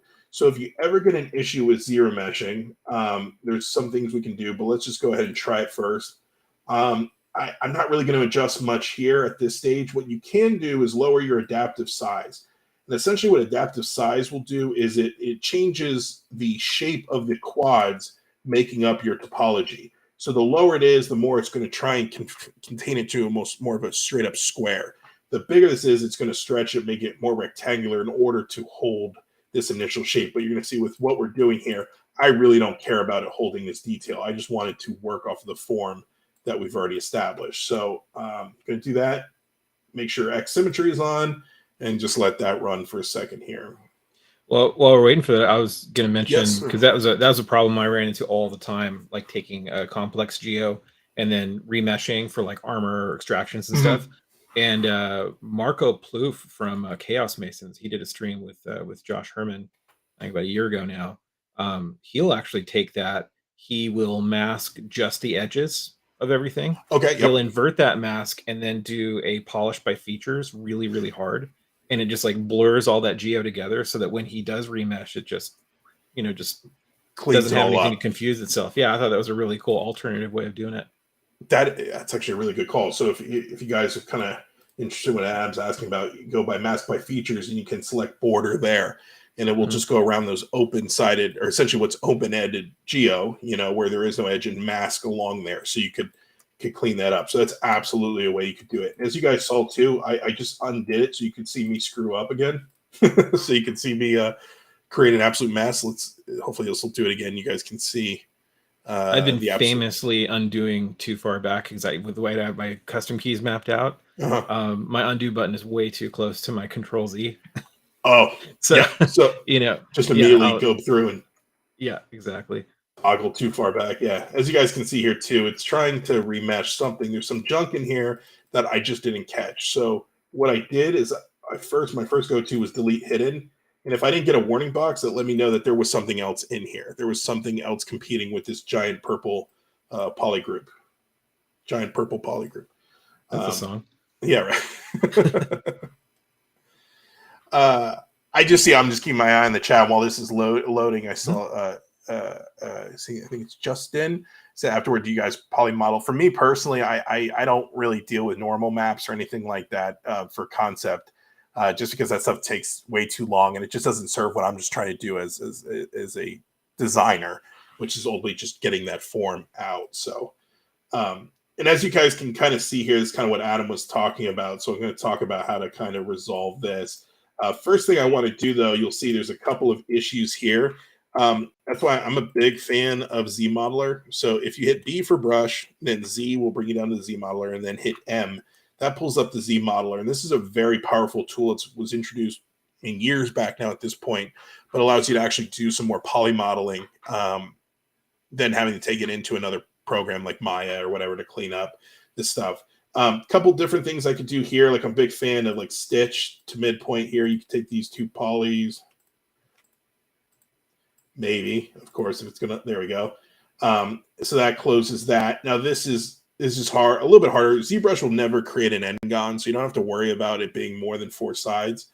But like here, I just do maybe a closed concave hole, and it should just give me 8 poly. If I want, I think I could delete that, but that's totally fine. Do I have any other weird holes? I think that might be it. And the only reason I'm going through and just spending the second to do that is because that's going to continue to give us issues, and I don't want that there. So I'll just do a mirror and weld there. Do another group visible with a Control W. That way, got that. And now I could absolutely do what I mentioned, or else I like to just go through and do group loops. And essentially what that does is it generates a poly group around these edges here, and then same thing. Just go down to deformation, polish by groups, and then you could open that up, and that's really going to polish it out. So you can see cool. Now I've kind of gotten rid of that extra detail, which is fine because I'm not keeping that. You do have to think about this methodically. If I wanted that to feel like a breastplate sitting on top of the anatomy, then I would go about this a little differently. But for what I want this to be a more simplified, chest plate. Maybe smooth that out a little bit more. Turn off solo mode, see where that lives. And now if it's starting to kind of shrink too much, what I'm going to do is just bring this to my center and just kind of start to inflate this out, and then just move it as needed. It's low res enough that I can, because this is essentially going to be my inside. So I want to think about like where this is interpenetrating. And as you can see too, I now have to, I'm going to zero mesh this again. So we'll do it one more time, just clean it up. I could say same, but just going to let it do its thing. And now that there are those cleaner edges, I should get much better results. It's still kind of funky in there. So what I like to do is I'll go to half, zero mesh it again, half. Now you can see we're starting to get a very low res version that I can work with here. So then,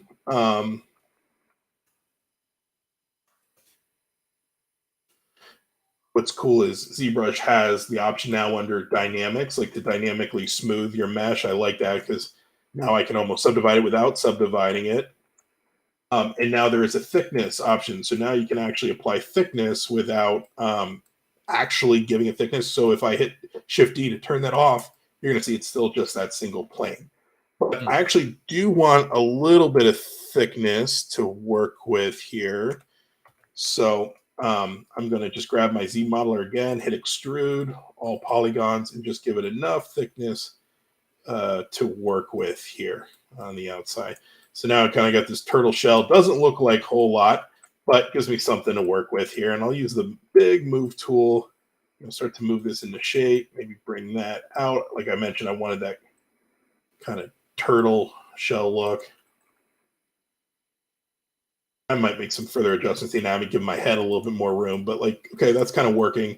If I smooth it, then it should give me an idea what that looks like. I don't like this smooth interior line, so I'm just going to go through and just quickly hit the crease poly groups in here. So it's going to give me a crease along those so that when I smooth it now, I'll go back up to geometry, dynamic and turn off thickness because it automatically reapplies that. Now it keeps those crispier edges along there. And I can do, this is where I know some artists that, were more into sculpting side avoided the Z modeler, but I really like it because it allows me to get cleaner results much easier. So I don't have to like sculpt them in. Like if I want, I can come in, create an edge loop here and maybe create almost like a little bit of a gasket. Mm-hmm. Yeah, and his hard surface look is like so, you do that at a lower poly level, you get that instantly, and then you got that awesome contrast between like this, that's something that's obviously very mechanically made with this beautifully sculpted anatomy, and it just gives it that pop. Absolutely. So you get that contrast. So and you can, maybe bring in some of that organic stuff. Like you said, this is a very early on. And my biggest thing too was learning to not spend too much time here either, because I could get kind of lost in the weeds. Nice thing about Z Modeler 2 is it remembers the last function depending on what you're hovering over, whether that's a face, vert, or edge. So right there, you guys saw, it's very quick. It's very easy for me to insert an edge loop. And then when I hovered over, you see there's a little line like kind of pointing me in the direction of this poly loop here, or this edge loop. If I just click it again, it immediately goes to the same height as that previous one. So it keeps those consistent. So, I can go through and do that on all these edges. And I kind of like that it smooths out on those so that it almost feels like a inner gasket or inner shell. So, we could continue to keep this in the sort of low res version if we wanted. I've got a little bit of funky stuff happening here. So what I'm going to do is I just want to smooth these normals. And there's a secondary smooth now. I think if you go into smooth alt here, they basically made its own brush. But if you want, with the normal smooth, if you hold the normal smooth, it'll start to actually deform that mesh. But if you hold shift, click, and immediately let go of shift, it just kind of smooths out those normals. So it just kind of gradually changes that. So you can see it got rid of that kind of like little peak that was right here that I want to get rid of. There's a little bit of a pinch here, but honestly, I'm not too worried. This isn't anything like I said, it's not a production asset. It's just to give me form to work with here. So this is where this has been cleaned up. So I'm going to bring this back over to my original model. This would be a good time to save. And I'm just going to append that back to this tool. So if I turn on my subtools, you can see I've got the high res version here. Let's give it a good old save. That way I can actually, in case inevitably it'll probably crash on the stream here with you guys. So now I just want to go through some cool ways that I like to kind of find some happy accidents and stuff here. So if you want, I always recommend I'll make a new folder here. I do like ZBrush finally introduced folders a couple versions back because it, like Photoshop, it helps with organization. I'll call this breastplate. I'm a big fan of leaving those redundancies because this is so low res that if I leave this in my scene, it's fine. So I'll leave that as a backup, and I'm just going to duplicate it off, keep it in that group, and just turn off the visibility. Because what I'm going to do now is I'm actually going to commit this geometry. So I do want it to be subdivided. And actually, I just want the higher version here. So what I'm going to do is it's smoothed 3 times, make it pretty high here. Really smooth that. And then I'm going to just hit apply. What it does is it converts it to subdivisions, but we're actually going to, because we're going to affect the geometry itself, I'm actually going to delete lower here. So what I like to do is I will select this kind of outer, you can see this outer poly group, and you can select the poly group by just control shift clicking on it, selecting, but you'll see there's this poly group has been assigned to both the kind of inner ring and the shell as a whole. So I don't want that. So what I'm just going to go down is go to my poly groups and just hit auto groups. That way it looks at the flow of topology, and where it's interrupted, like this gap, it is going to assign a new poly group. So I'll just click back, hit mirror and weld. That way it assigns that same poly group over here. So now I'm good to go. So now I just have the breastplate on the outside. So this is the really fun part where I can go in and I'm going to grab my slice brush here, slice curve, I should say, and start to just create some shapes. Now, see, I always forget, I guess. Oh, okay. So that's why it's gonna. So I'll come back here because part of it is hidden. So actually, I'll probably just do it. Even though symmetry is on, it's only going to cut one hand, and I'm just kind of just finding some random shapes here. If I'm trying to actually map something, or make something specifically, I'll do just that. But the nice thing is too, you can cross, like this can be, obviously this is going to be asymmetrical, but we'll fix that here. Bring this back out.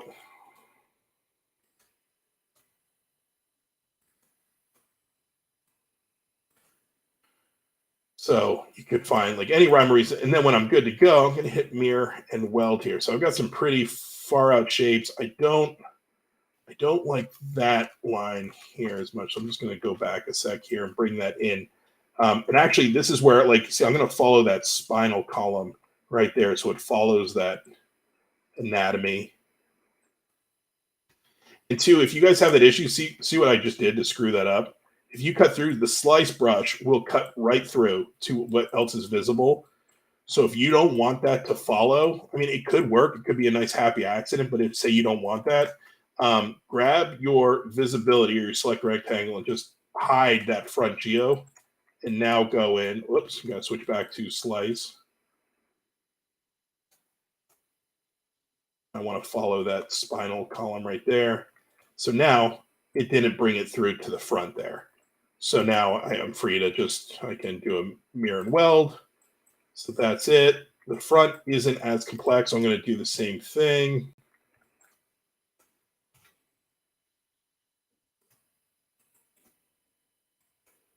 So it's like I'm having it kind of follow the anatomy, but then I kind of want, if an autosave pops up, just let it do its thing, because I've crashed it so many times by hitting that button. I'm laughing because I'm very familiar with that situation. False. Right? Too true, right? Yeah. All right. So same thing here. I want to make sure that only this is visible. So it kind of feels a bit random at this stage, but it is. This is where you can have some happy accidents. So, well, it's like you're getting to sketch with like really solid geo. 100%. 100%. So this is where I like to go with the move tool. And then if you go into your brush settings, come down here to auto masking, and you bring up your mask by polygroups into 100. That means it either grabs a polygroup or doesn't. It's a sliding scale, which means if I set this to 30 and kind of hover over this, it's still going to grab a bit of the adjoining polygroups. But if I go to where am I? Brush. Okay. Turn this back up to 100. Now, if I hover over. That's great. I did not know about that. That's awesome.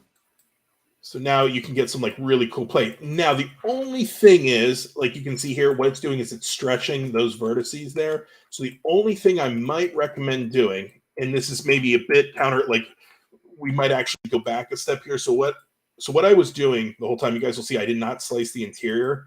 So even though I went through and created all these edge loops, totally fine. But what I am going to do is I'm actually going to delete them. And this kind of goes through that, does he actually know what he's doing? The answer is no. I'm just absolutely winging it. So often I'll just say, okay, let's get rid of that. It's a winging with experience. Right? Yeah. Just you fake it till you make it. Guess. Yeah. Hey, if the higher ups come around, it looks like you're doing something. So I'm actually going to delete that. So now what I'm going to do here so that I can get those cleaner selections is I'm going to go to zero mesh and I'm going to say, I'm going to turn off half from last time, but I'm going to say keep groups. And hopefully what this will do is it'll just give me those cleaner edges. Hopefully, it's a cleaner version, but it'll give me those edge loops around there, I hope. Okay. So now what I start to get are some of those cleaner selections. So maybe, bring that in. But what it allows you to do is get those. That's awesome.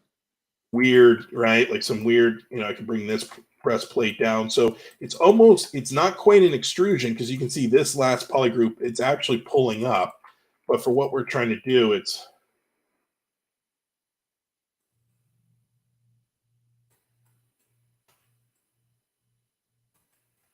and I can move that. And if you need that off, you can see I put it right here, mask by poly group. So remember, it's under brush auto masking. But I'll just turn it down here for a second just so I can move this kind of up and out of the it's still set to 100. So put that to 0, and then I can move that out of the way. If you want to make bigger changes, I'm a big fan of using the transpose tool. And if you hold Alt, you can you can drag from a specific area.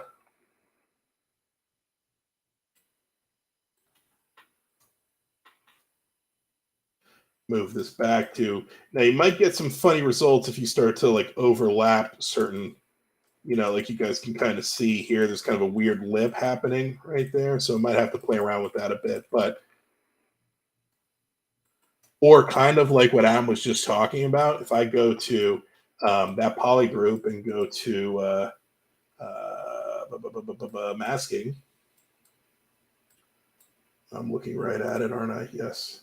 And go to border. So now that edge is masked.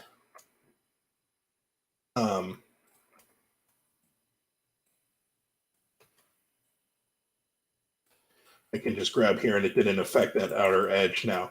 So now I've got these kind of weird, kind of feeling like Halo or something. Kind of feels like Thanos' armor or something. Like it's just kind of repeating plates. And if I need to make more, I can continue to slice into this.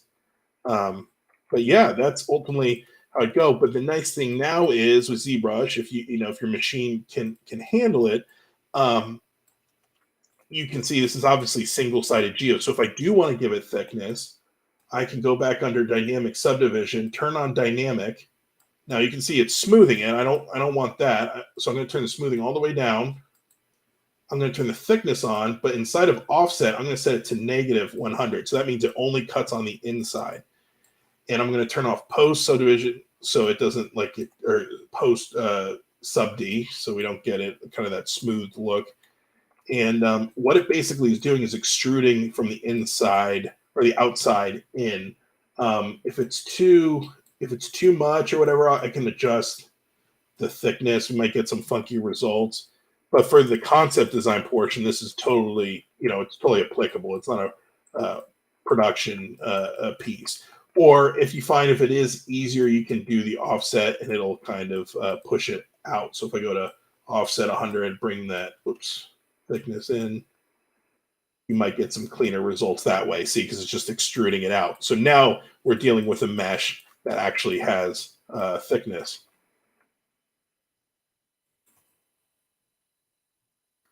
And then from here, cool. Thank you, sir. Yeah, so this is just, I think if you're doing something alien-like, it'll give you that opportunity to do some weird, funky shapes. Now, too, you can start to assign different materials, and I'll start opening up Keyshot here. I know we're quickly running out of time, but if I open up Keyshot, and once again, too, guys, I kind of set up a pre-scene just to kind of show you how I would go about blocking these things out. So I'm going to just open up this creature BIP, and I docked everything here just so you guys can see what I'm hitting. So the bridge is installed. So I brought this over, and right now I'll kind of show you my, it's over here, my geometry scene. I set up physical lights rather than just an HDRI. So kind of thinking about this like a studio setup. That's the nice thing with Keyshot. You can set up planes to bounce light. Right now, it's not quite a 3-point lighting because I just have a key light and a rim light back here. So there's no fill. Because I'm just kind of letting the rest of that kind of fall into shadow just to kind of get a little more of that drama. But you can.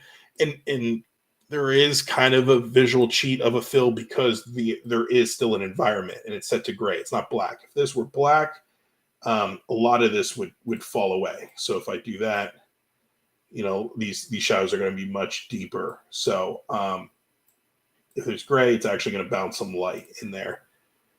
And anybody who doesn't have the, I was going to say the ZBrush to Keyshot bridge, the folks over making ZBrush recently made that available for free.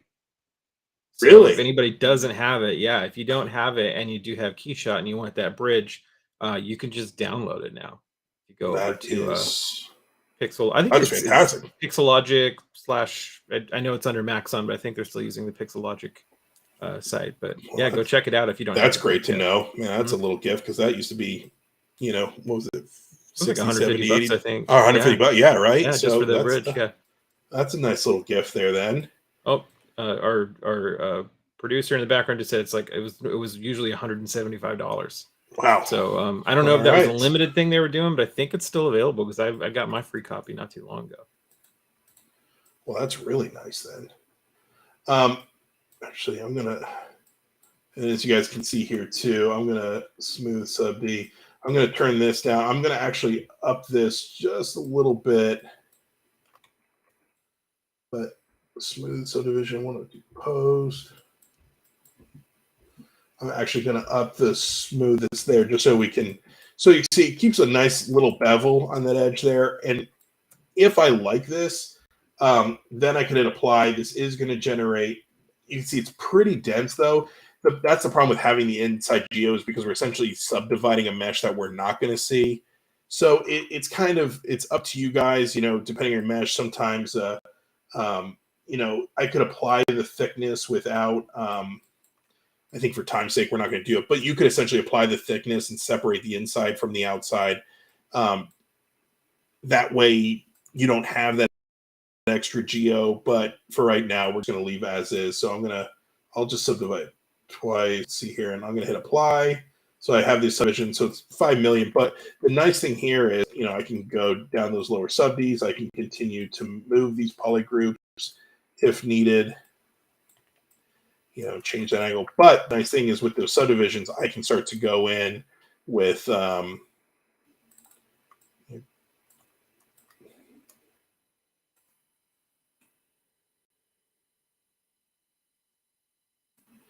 carve into this, or if you have some alphas you like.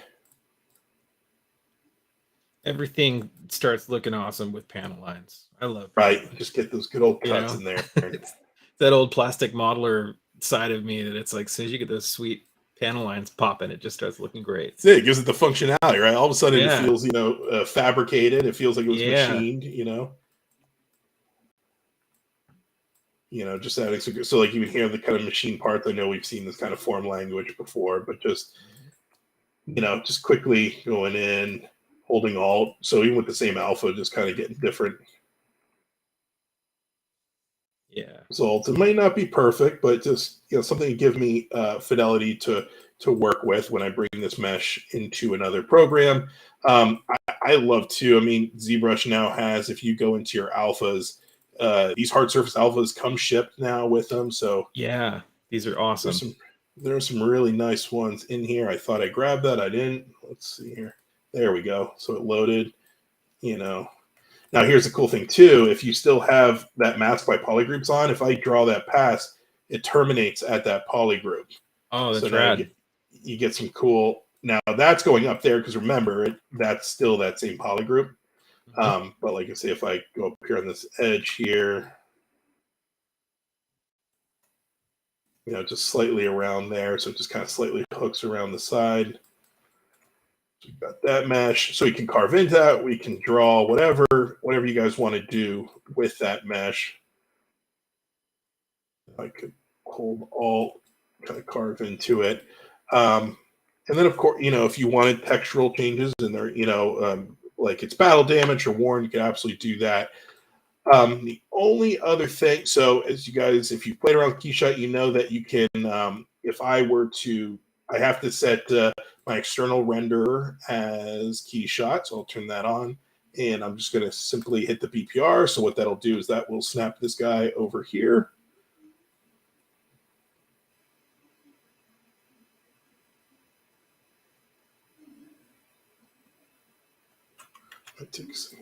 So you see it kind of replaces it as a new scene here.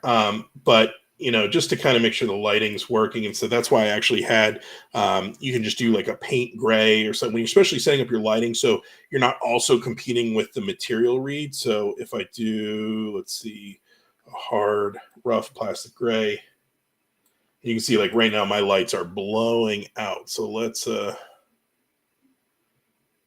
I have my my light manager over here, which is nice. You can adjust all the lights in your scene under this one menu. So I'm just bringing that down a bit so you can start to read this lighting. That's working nicely. But say like even your render, like I could do posts where I could render out multiple material passes for this armor. Or if you wanted to, you go back to ZBrush, Control-Shift-Click, you know, on a couple of specific materials. We'll just kind of experiment, see what we come up with.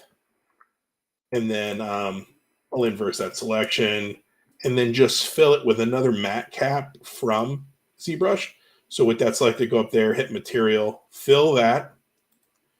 And then with the other one selected, we'll make sure that's filled with another material. Do that. So now right now, if we select it. Now, depending on, this is the only tricky thing with Keyshot or with ZBrush 2 Keyshot is you'll notice too, sometimes you get funky results where because materials, like there is no gradation like there is with Polypaint, it either is that material or it isn't.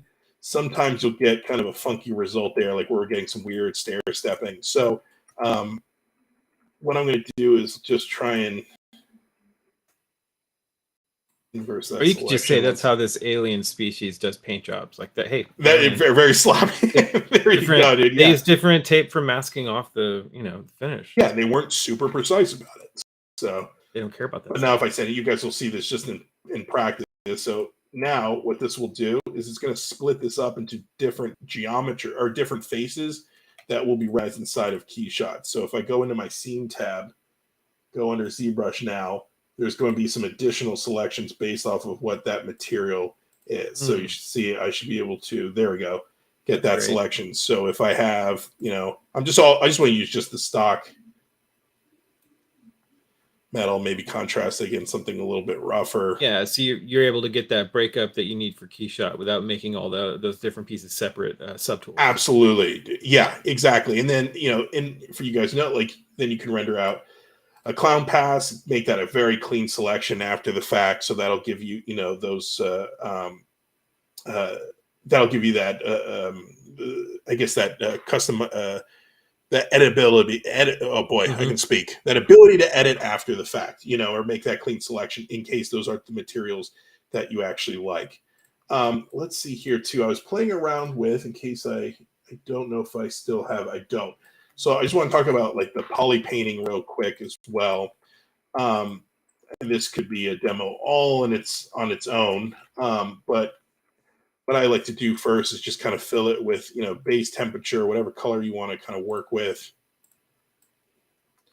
And I'm just going to show you guys just for some quick painting options. I'm going to use stock options here. I'm going to hit RGB. I'm going to turn Z-add off. That way we don't actually affect the geo at first. You can get some cool results with that, though.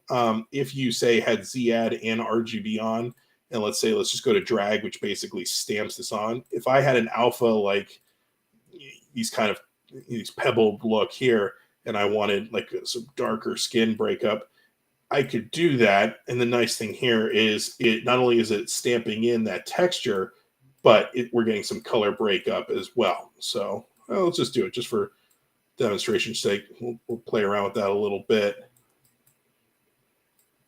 It's feeling very Star Trek-y right now. So, which isn't a bad thing. No, not at all. Just good old forehead application and stuff. So obviously the T-zone's not working for a human, but you can see where you can kind of cheat it with one of the nostrils. That could be the true. Yeah. I actually really like this guy's the upper body's more developed conceptually, but like the upper body with the armor is like it's a really cool design. This guy's looking. Thank you, sir. Yeah, so like feels like he's going to show up on a Netflix show or something sometime. Soon. Well, thank you. Yeah. So here, and then let's just switch over. I'm going to do. I like the ones with like a little bit of the breakup here. You could use any of these, and I'll use maybe spray or just the normal dots there. Now I'm going to turn RGB off and maybe I'll just give it darker. Actually, it's just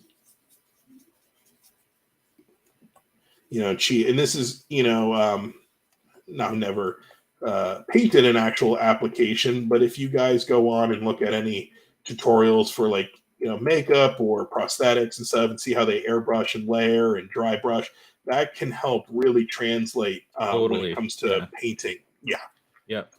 It also, you're making a really good case for like actually how there's so many like adjacent skill sets. Like I'll talk to Mm-hmm. people like, oh well, I don't know anything about 3D software. I make a lot of foam armor and I do a lot Uh-huh. of prosthetic painting and makeup. I'm like, well, you already have some really awesome skill sets that'll translate intuitively into ZBrush. That are immediately going to come. Yeah. Absolutely. I mean, I'm sure you guys have seen it, or if you know or should absolutely familiarize yourself with the work of Rick Baker. Oh We yeah. talk about him in class, and of course, if you don't know him by name, you certainly know him by reputation and his work. But Mhm. he's one of those guys. As he retired, he jumped into ZBrush, and I mean, of course, he's been traditionally sculpting for decades, since he was a kid. And seeing ZBrush just immediately become an extension of what he already knew. Like, he didn't get caught up in all the materials. It's like, oh, I grabbed the rake brush. Like, that's what Pixelogic was so good at, is they made a digital extension of working traditionally. Granted, there Yeah. are a bunch of really cool features in here, but these guys who had never really sculpted before digitally got in there and were making these killer pieces because they weren't second guessing. They're like, well, that's just how I would do it in clay. And Right. it worked. So, but you let me know. You stop me at any time if we're starting to run over or whatever. But I just wanted to. This is probably the last thing. It's amazing how Yeah, the no, time went. But finish it off. I think we're probably about 15 minutes away from the 2 hour okay. mark. Yeah. So what I'll do is just kind of vary this up texturally and stuff. And I think I've told you, Adam. I've told some buddies, to just kind of get a breath away from working digitally as they started working with paints and repainting some Yeah. toys and stuff, just to practice. Or I was doing some prop stuff, buying some cheap Star Wars, Halloween costume weapons, just to kind of practice. And Mhm. what it did is it just helped me bring the stuff into the real world, and work with oil paints for washes and glazes. And started repainting some Jurassic World dinosaur toys, because the details are phenomenal. But as you guys know, Yeah. the paint jobs aren't, because they have to come out of a factory. So it's been a Mhm. great exercise in just learning to paint and work traditionally. Not to mention, it gives me a break from sitting at the computer, which I know we all love to do, but it is a nice break to just kind of work with a different medium. So here I'm just going to kind of We go got to call through. out to your Star Trek comment earlier. Somebody says this looks like a Klingon meant an ant female at the pub. I like that. Yes, it definitely very strong Klingon Yeah. vibes. Yes, especially with the color palette too. I think with Yeah. the browns, I think that's but like even this is kind of like stippling and stuff, just gives it that Yep. natural breakup. Oh yeah. I recently started collaborating with a guy that does all practical. But he's, I've been making ZBrush sculpts for him that he's printing and then painting, and seeing what he does with it once it's made real has totally like affected in a really positive way the way that I approach my digital work. So you're talking about that crossover earlier. That's Goes both ways. Like you're going to work on practical stuff and you've been doing digital, and then these guys that do practical stuff can jump into the digital arena. oh, absolutely, dude, absolutely. That's what I like, because it does. It just feels like an extension, especially now we're working digitally. As I mentioned before, the ability to 3D print now. So it's like, and I know that was such a thrill for us at the previous studio. We Mhm. got some different jobs where we printed, stuff on some Form Labs printers, and just seeing something that was digital made physical, and then being able to paint it and stuff, or just being able to hold it in your hand is such a Totally. cool feeling. Yeah. It is that next step. And I think that's why I like to see the interest. And I've had buddies, Matt Miller, him and I have talked. He bought a big 3D printer. I know Kucheski has one as well. But Matt was asking me about, like just airbrushing and stuff and getting the supplies. And Mhm. so he's been taking these beautiful 3D sculpts he's doing and then painting after the fact. So it's this other skill set that he was just, adding to. And it is Totally. therapeutic just getting to sit there and just paint and, not worry about the computer crashing or anything. I mean, there's other mistakes you can make for sure, and I've made Mhm. plenty, but it's fun to just kind of go through them and see what works. Or there's so many cool resources out there. But So yeah, and then two guys, I'll probably, just to kind of show you this as well. Let's go into Transpose Master. So this is, in case you're not familiar with this, this is a plugin that will allow us to move our creature all together. So basically combines it into one solid tool. That way, we can move the head without having to worry about moving the teeth and the eyes separately. So as I mentioned before, just slight adjustments, just to bring a little life into it. So once again, I'll just control click the head. Usually I'll just use the transpose just to kind of follow that flow topology down. And then when I bring everything back, you'll see what's not masked. So obviously I need those eyes and teeth with it. So I usually start with the head first, and then, bring the gizmo, just center it here. You can soften that selection by it just totally comes to life the second you just move it that little bit. It's like, because our eyes have probably never seen an actual living creature in perfect symmetry in yes, pose. Absolutely. Yeah. And that's actually one of the best piece of advice I got from the guys at work, which is, even on a final production model and stuff, even in getting those high res, those guys will often turn off the symmetry work because there really is none organically. There's even, in the human face or the face art creature, we should kind of move and push and pull these proportions a little bit across that x-axis. So that it does give it believability. The imperfections make it perfect. It's like it actually makes it more believable. So, and as I mentioned before, I'll just kind of scoot down this arm here. Now you want to be careful with it made a kind of a weird selection there. So I'm just going to grab this again and thinking about natural articulation areas. So like here at the arm, do that.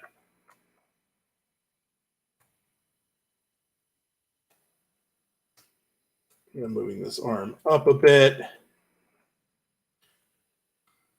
Ant pose. It is an ant pose. This is, I don't even know what you call it when it's at this stage. Maybe moving that arm up a little bit, just tilting this arm.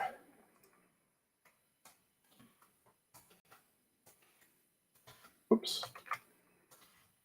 So you have to grab a vertex in order for that selection to work, and sometimes it gets a little tricky. So like here, I can use the gizmo to just kind of, whoops, nope. That happens, just inverse your selection. There you go. And then I can inverse my mask. Bring that. And if you ever need to move your point of rotation, your axis, you can just hold Alt. It will kind of open this padlock here, and you can move it to the axis you want and then just let go. Or you can just click it all and then freely edit. But I like to do that and then just kind of move that out. And then Transpose Master is a great opportunity. This is where having that low res version, this is a great opportunity to kind of sure up some of these angles. Even though this might feel inorganic, having those kind of straightaways that, to show that there is an internal, skeletal structure, something shoring up the anatomy, that helps tremendously. Gets you out of that kind of globby arena. And I'll just bring that down. And here's a great test too. And this is something that I should have learned way earlier. And one of the guys at the studio showed me. I think it was actually Jared, who showed me. But I'm actually gonna see, for whatever reason, it's trying to grab some more there. I'm just gonna bring this arm up. And if it's too much, you can soften the mask by just control clicking, and then hold Control Alt to sharpen it. That way I can get more of a proper deformation there. This arm is up, head is tilted. So what I used to do is I'd send this back, and now you can see there's an armor issue here. So what I'll do is I'll just move topologically in there, just push that down so we don't get any weird interpenetration. So I would send it back, then send it over to Keyshot and be like, okay, is that working? Am I getting weird, tangencies? Instead, what you can do, even at this stage, is with Keyshot selected as your bridge, just hit BPR, and it's going to send that low-res version over that you can kind of check with your camera. So I can say, oh, yeah, that's kind of working. And maybe I'll move, show that handoff in the design.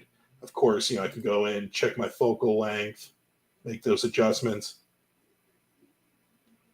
For a portrait, somewhere around 100, pretty good. So, like here, yeah, it's a low-res, crappy version of it, but I don't have to worry about sending it back. If I need to make further adjustments in Transpose Master, Like say for whatever reason I wanted to, you know, bring this guy down a little bit, remove that arm back. I can hit Shift R, send it back, and it's going to make that adjustment. So when you're good to go, you can either send it back over, or I actually, too, this can make it a little bit difficult to work with, but I like the opportunity this gives us, which is if I hit layer and then hit T-pose to sub T. Now, don't worry about these other ones. It's just calculating all your subtools. But if they're not visible, it's not going to be affected by this. But now you're going to see all my subtools pop into place. Boom, teeth. There it is. There's the armor. And I accidentally click. So there we go. So we got the slight pose. But here's the cool thing. Now these layers are on their own, or these subtools are on their own layer, meaning I can click this back into its original pose. Now, of course, it all doesn't go with it. I'd have to turn this on or off with each subtool. But when I'm near done, I like that because it just gives me that opportunity to go back. Now, if you want to edit these, you do have to turn this into recording mode, which means now you can, you know, render or draw on this layer. So if, you know, we're trying to be a little bit more accurate, maybe there's a, you know, maybe this muscle is inflated a bit more, or because this bicep is slightly, you know, I guess this elbow's up, so maybe inflate that bicep a bit more, you know, just get those little imperfections. But once we're done, take that off, make sure that's in recording mode. And if something didn't move, like this breastplate, it does give it a layer to everything. You can just simply bake that down or hit X. If it doesn't need a layer, then I would just get rid of it. So now send it back over. Now, hopefully what's going to happen is it's going to send that Polypaint over for the first time. So now we're going to get the right high-res version. It says lighting. So there it is. It's on its layer. Of course, I need some further painting. Maybe I'll start to open up this camera.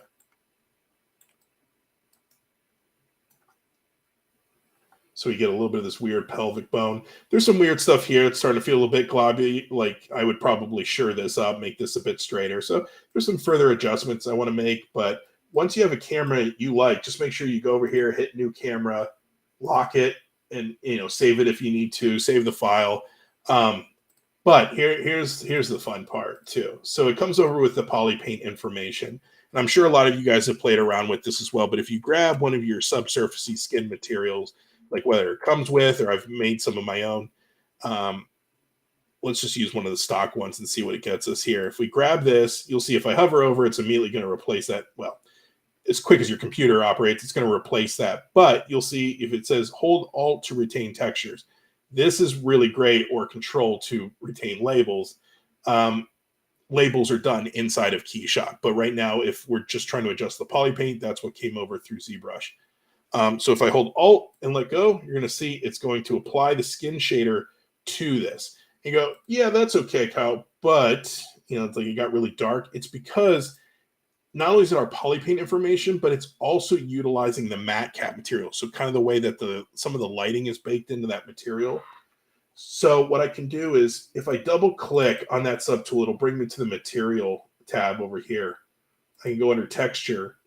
And under my texture tab right here, a little icon, you can see upgrade to new node. If I come in here, I can click off apply matte cap, and it's going to take out some of that darkness there. So now it's just the skin shader properties without that like dark kind of AO that was happening from that matte cap.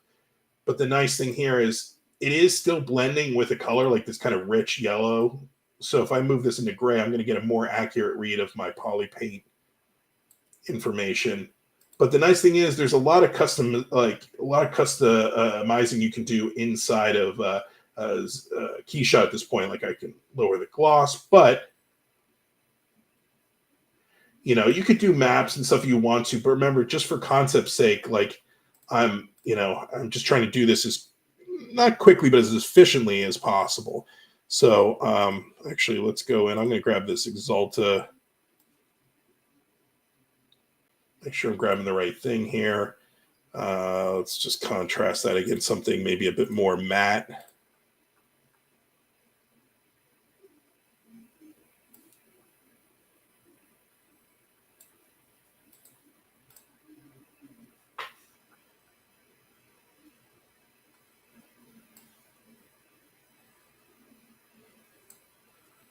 It's right here. So the lighting. So this is like now, we have a new skin shader on here. Maybe we do want to adjust our lighting a bit more. Maybe bring up the intensity so we get a better read on that. But now the cool thing is, and this is where I do like the material graph inside of Keyshot. If you're working with the Pro version, like any other render package. Sorry, guys, I'm trying to keep this all on one screen so you can see it. But the nice thing is here's my texture. If I pull that off, you're going to see that go away there. So if I reapply that to my texture tab there, and that's without a UV, it's just mapped through the vertex coloring. But you can do, a color adjust node here. So even without having to go the Photoshop route, like say, you want to be able to do a turntable inside a Keyshot and you want to make color adjustments here, you can go in here and, just like in Photoshop, give it a good old hue saturation slider. You can increase the contrast if maybe, make the value a little bit brighter. Bring the saturation out. So you can make some further adjustments. And I've lowered my CPU usage just so the streaming so it doesn't bog us down. But you can see now where it gives us a lot of flexibility. And then too, like with any sort of skin texture, like there's no bumps. So Keyshot even has like just a very simple, skin normal pass you can throw on there just to help, increase the breakup.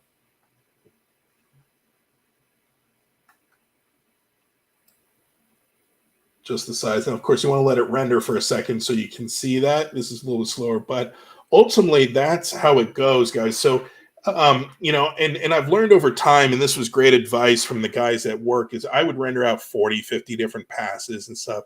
Ultimately, the goal is set up your beauty pass, set up this real core base here that works for you. I'd go in, I'd say, okay, let's maybe try and get like a, semi-transparent eye or something here. Same thing, skin shader on the teeth because they have Polypaint information. But set up a beauty that works really well for you and then limit the additional passes. Like I'll do a few other metal passes maybe to give me some options here or to be able to do some scratches and painting. But less is definitely more. I found that when I rendered out a bunch of different passes, especially lighting, what you want to avoid at this point is rendering out a left lighting pass or right. I know there are guys that can do that and control, but it is so easy for it to slip into just muddy territory. So that's why I say just, set up your beauty render here. Let that be what it is. Let me just do skin. And actually, if you like the properties of one material, like here, I like the skin shader that I've set up for the rest of the body. What I'm going to do is just say copy material and then paste material. Now, if you say paste link material, what that's going to do is if I make an adjustment to one subtool, it's going to adjust all the rest. So I don't necessarily want that. So I'm just going to say, let's paste the material here. Actually, maybe I do, what I need to actually do? I'm going to paste link material because you can see it I think it's not maintaining that Polypaint information. So what I need to do is material graph. I'm going to unlink it now, go in there, and basically what I need to do is just get rid of that color adjust. I just need to go around it. So it's going to bring back the original Polypaint information. And now I can go in here and just very quickly copy that material, paste it on the lower one. And now those are linked. So the nice thing about linking materials inside a Keyshot is if, I decide all of a sudden this dude's going to have a grill and I'm just going to give him,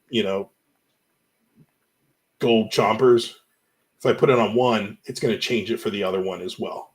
So that's really nice too. So that's the way to unify those as well. Those will show up as the same color ID in your color or your clown pass. So that's the only thing you want to keep in mind. But ultimately, yeah, you can do this here. I like, there's some image presets. Keyshot has added features in here that allow you to do a little bit more of the post-processing inside of Keyshot versus having to do it in Photoshop. So you can go in here and change, your exposure, make things a little bit more filmic, even at this stage. You can even adjust your curves here, your shadows. You can do chromatic aberration. You can do your vignetting. So you can see you can get a lot of information just from this one render that we can then go and paint into.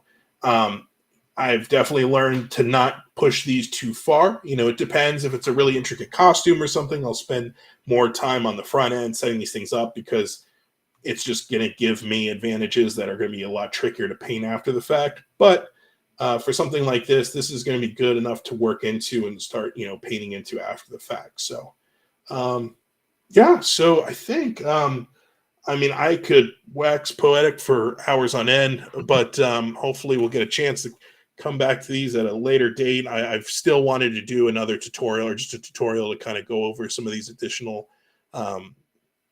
tricks and such. I just want to show you guys there's just one other thing, and then we'll but the new knife curve is a really nice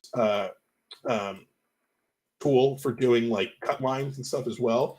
So what that's you an can awesome do, tool. isn't it great? I mean, now I it's love like it. very clean cuts. But if you wanted to, you could duplicate this. I'm just, and then, you know, maybe bring this up and inflate it a little bit by just holding, I'll just hold, so what Control does, rather than just like increasing size, it almost inflates it from that center point. So just so I can see what's happening here now, I'm going to set this all, you know, maybe I'll just make it a specular, like red, black color, just so we can see what's happening here. Maybe let's turn off the poly paint of my creature just so we can see the big difference. Excuse me.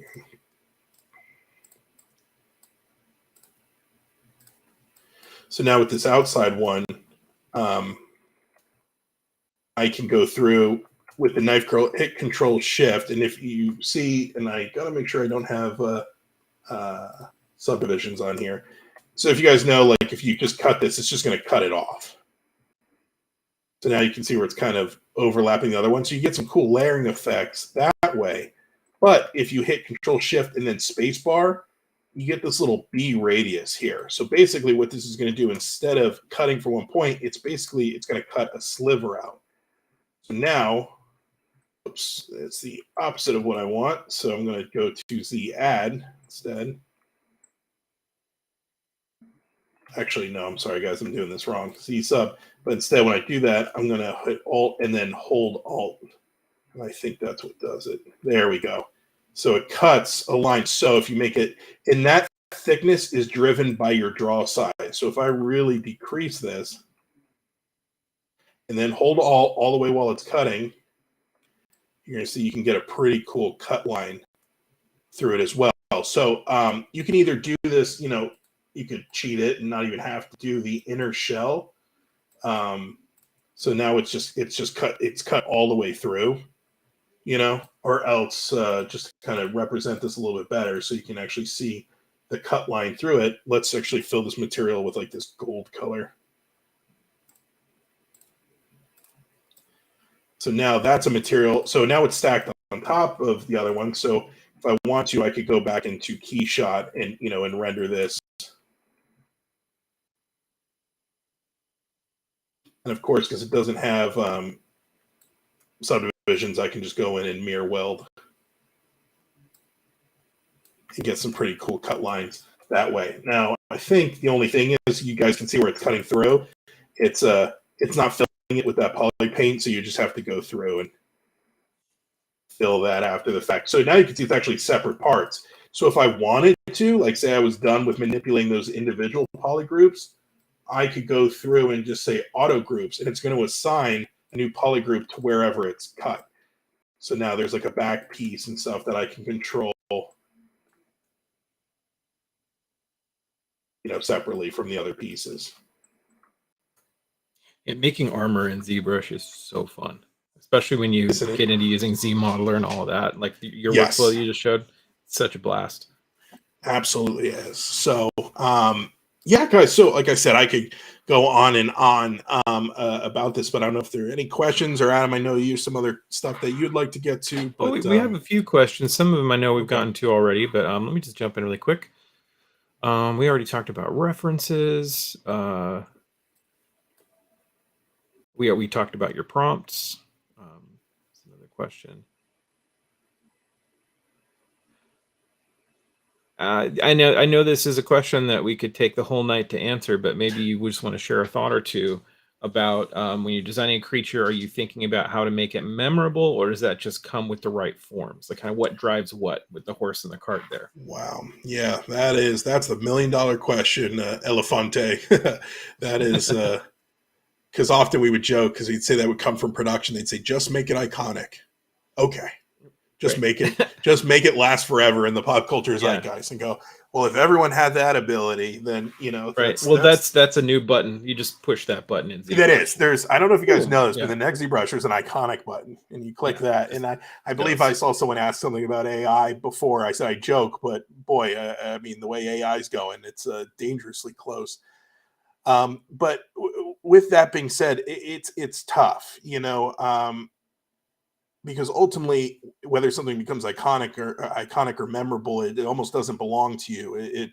That's pop culture saying, you know, we're gravitating towards something. You know, we didn't quite know that the Demogorgon was going to become the Demogorgon, you know, in this kind of signature. And I think so much of that has to do with the popularity of the show itself.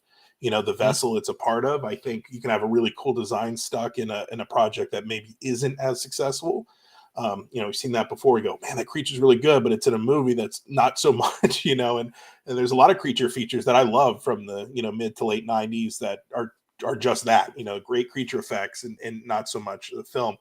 I think that has something to do with it. But I think part of that is introducing your audience to something new, you know, something interesting, something that just hits the zeitgeist at the right time. You know, it's something horror related. It plays on the contemporary fears that someone's going through. You know, it just hits at that point. You know, you go back to one of my favorite horror icons, and the guys know is Chucky, and Kevin Yeager's amazing effects on that. And it's like, well, what is that? It tapped into the Cabbage Patch craze of the late 80s and stuff, and it's like it just tapped into something. And here we are, you know, almost 30 years. Or it is, yeah, it's 34. It came out the same year I was born. And we're still getting Chucky content. You know, we're still getting Jason Voorhees. We're still getting Freddy Krueger. We're still getting Alien projects. You know, there's new Alien on the way. We just got Prey, right? And Prey took a very interesting approach in changing the anatomy and seeing how far they could stretch that iconic look while still keeping it fresh for audiences. And I'd say, you know, I feel they're really successful in that. So that is such a great question. And if you find out the answer, let me know.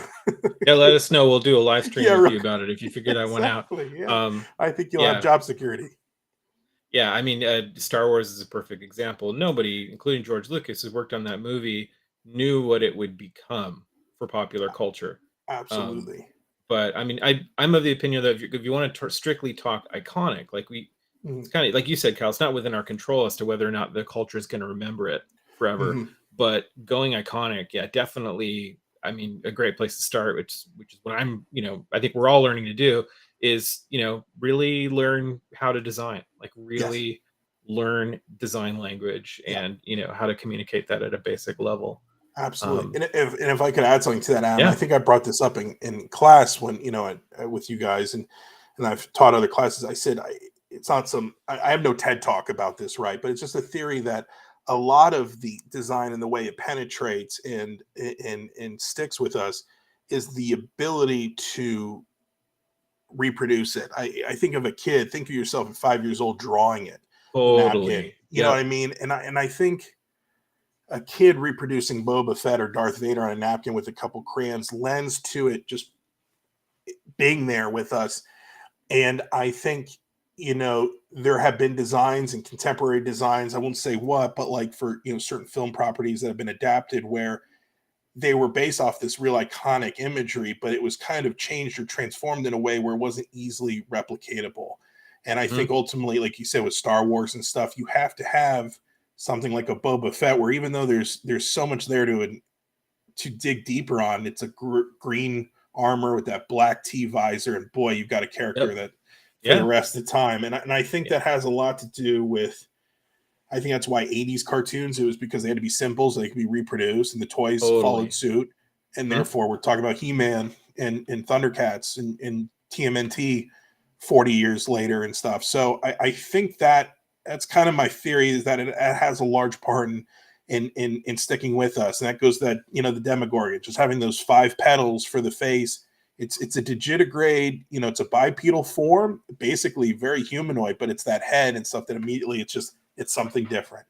It's something different. It's a very iconic image that sticks with us. So if a 5-year-old can finger paint it, you're in business. 100%. Yeah. There you go. There you go. Yeah, that's so true.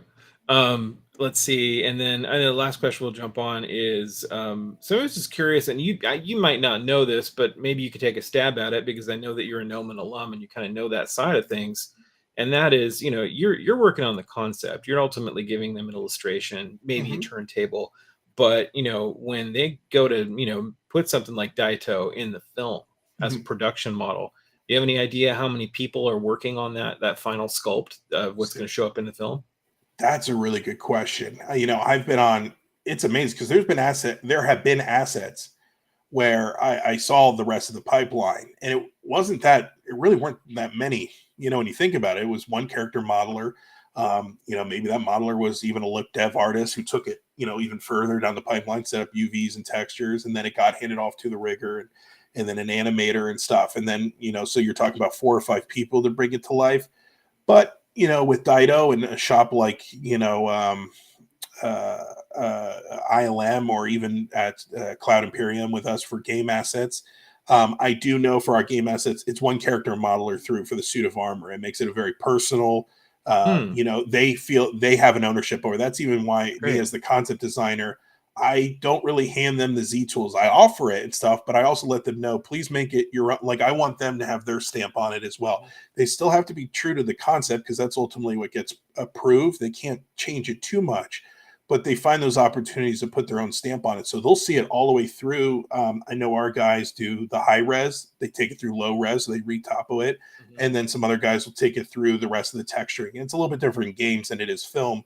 But, maybe an ILM or something, for an asset, maybe if you're talking about an Optimus Prime or something, you might have quite a few modelers on that, potentially blocking out those thousands of parts that make up that asset, or focusing on weapons, or, this part or this component. So that's a really good question. But, I almost say it could be surprisingly low in terms of like the small platoon it takes of artists to make it. And it could be this huge, grandiose army that, it takes to create, the film. I mean, you guys see in the credits for any Marvel film or whatever. I mean, there are, but that's everything. That's everything through effects to animation to look dev. It's all of it. So, yeah, awesome.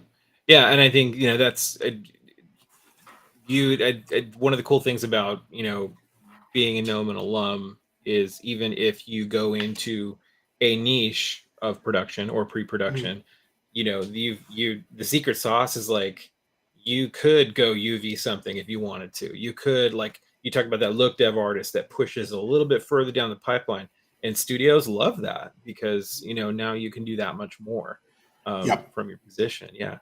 And then and then you were talking about your class. You're talking about some of our other Nomi homies in the chat today. Yes, sir.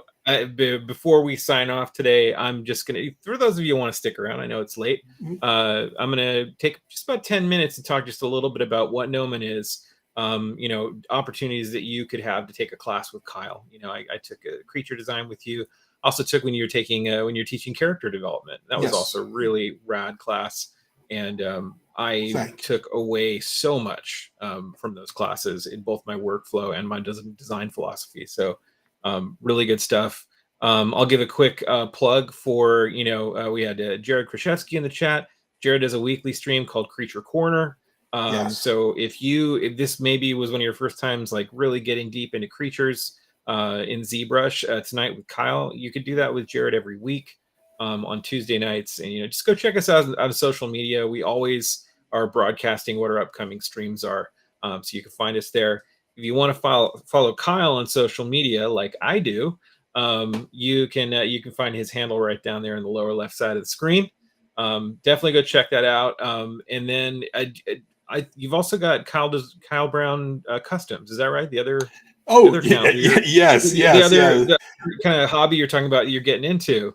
Yes. Oh, well, Yeah, yeah. Thank you, sir. Yeah, yeah, it's kind of it's the channel adjacent. I felt that it was kind of confusing to see all this stuff on one page, so I moved sure. over all the repaints and book purchases and stuff.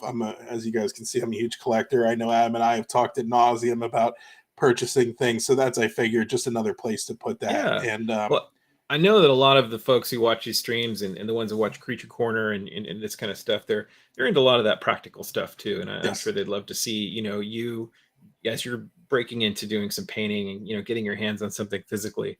That's a great crossover.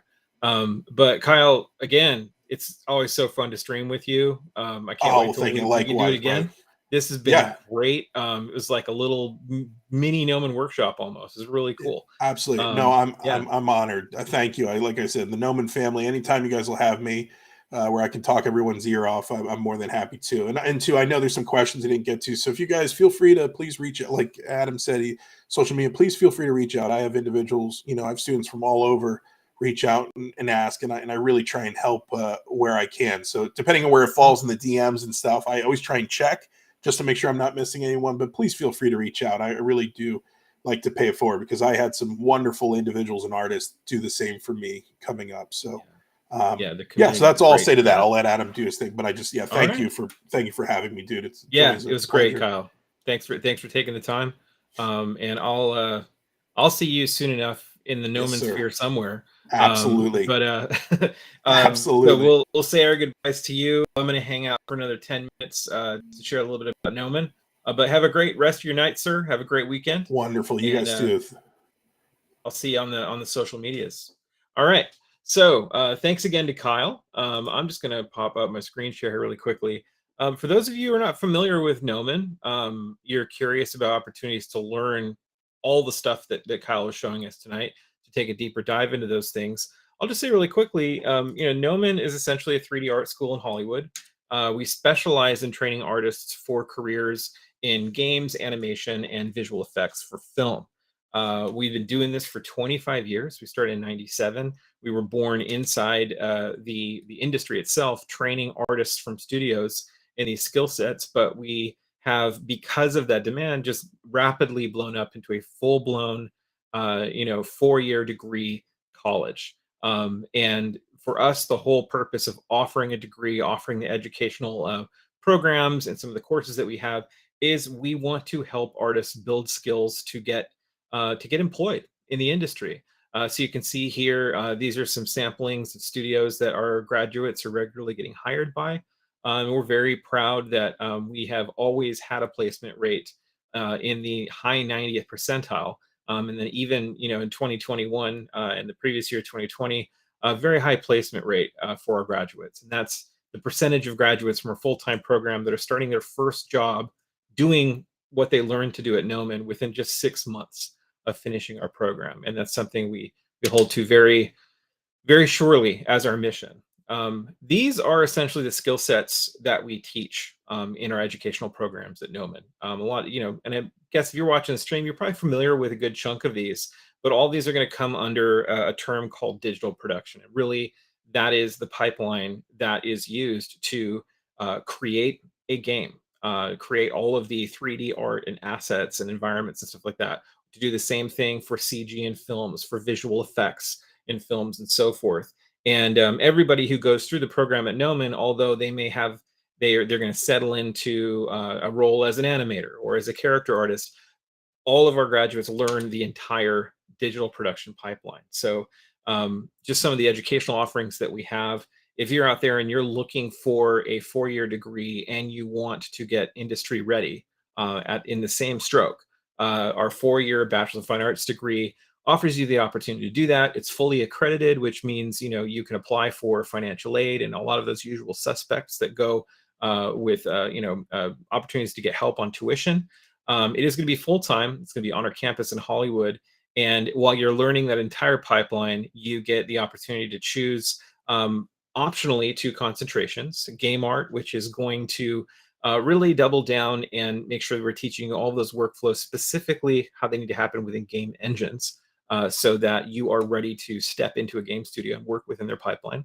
Or if you're an artist that's really your end goal is you want to be a VFX artist, we have an optional concentration that provides more access to more VFX courses and some of the more advanced courses that were previously only available in our 2-year program. So essentially, you're learning the entire pipeline. You're learning a 3D generalist skill set. You're getting an in-depth understanding of the 3D production pipeline, visual arts, and general education studies that are going to be needed for that degree. And then you're getting to either pick one of those concentrations or additionally pick out 4 electives in your last term. So it's that kind of best of both worlds. You get that broad foundational training, which is what the studios love to see. And then you also get to build extra skills in that area that you're passionate about working in.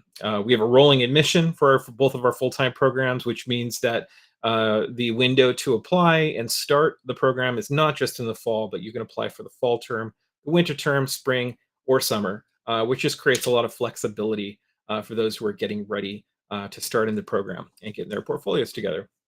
Our other full-time program is a 2-year certificate program. And while certificate might sound like it's more basic or less advanced, it actually is our more advanced full-time program. It's not a degree. It's typically used by students who already have a degree, have had art training elsewhere, but they want to get that hyper intense sort of Navy SEALs training in digital production at Gnomon to build up those employable skill sets they need as they're going out to get their first jobs. So again, this is also fully accredited. It's full-time on our campus. You get 5 areas of specific study, whether that's modeling and texturing or animating, tech art, so forth, all the way down the line. A little bit heavier course load, a little bit more intensive, but it's an opportunity to get that training specifically in digital production in 2 years and then launch your career. Lastly, I'll mention for those who really want to go to Gnomon, really want to learn these things, and it's not an easy school to get into, and it's also the curriculum's no joke. It's a challenging full-time program to go through, but you want to apply, but you don't have a prepared portfolio, or maybe you haven't taken some of those foundational art classes that you're going to need to build up those skill sets to get admitted into Gnomon. We have something called a foundation in art design.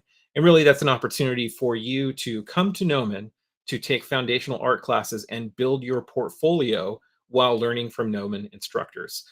So that's going to get you into the basics of Viscom, but you're going to get into anatomy, figure drawing, drawing in perspective, and so forth.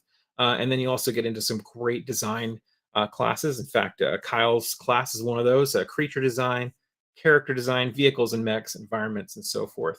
So if you are really, you're really passionate and you're very driven and wanting to break into this world and apply to a school like Gnomon, but you don't have any art background, this is an opportunity for you to learn those foundational skill sets and build up that application portfolio. Lastly, we also offer individual classes on campus. These do not require an application or any sort of application portfolio. This is something you can simply sign up for the class of your choice and purchase it online, and then show up on our campus and take that class in the same digital labs with the same instructors that teach our full-time programs. So these are, over the course of 10 weeks, each class meets for 3 hours once a week. So you get a cumulative 30 hours of study. A limited selection of our full-time classes are also offered online, like distance learning, should you need to go that route as well. The last thing I'll say is, our campus is available for tours. If you wanted to have a private tour of our campus and check out what we're doing at Gnomon, you can certainly reach out to our admissions team either through the website, or in just a moment, I'll give you a link that you can use to reach out to those guys. And they are happy to meet you on our campus, to show you around and to answer your questions about what kind of educational opportunities would be the best fit for you. And lastly, speaking of admissions, Gnomon does something really unique and different from most or pretty much all art schools out there. And that is, we want to talk to you and get to know you and actually offer you mentorship before you apply to our programs. We want to help you build your application portfolio, and we will tell you exactly what Gnomon is looking for in an application portfolio. We'll answer all of those questions. And our admissions advisors, and you can see the team that we have here, they're all artists themselves. They can offer you academic feedback on your artwork. They can help you build up skills. They can point you towards resources to polish up your artwork for your portfolio, to assemble the not just a portfolio, but the portfolio that Gnomon is looking for from you based on your unique skill sets and areas that Gnomon's going to want to see from you. So that's a one-on-one mentorship that can be utilized for as long as you need to or want to before you apply to the program.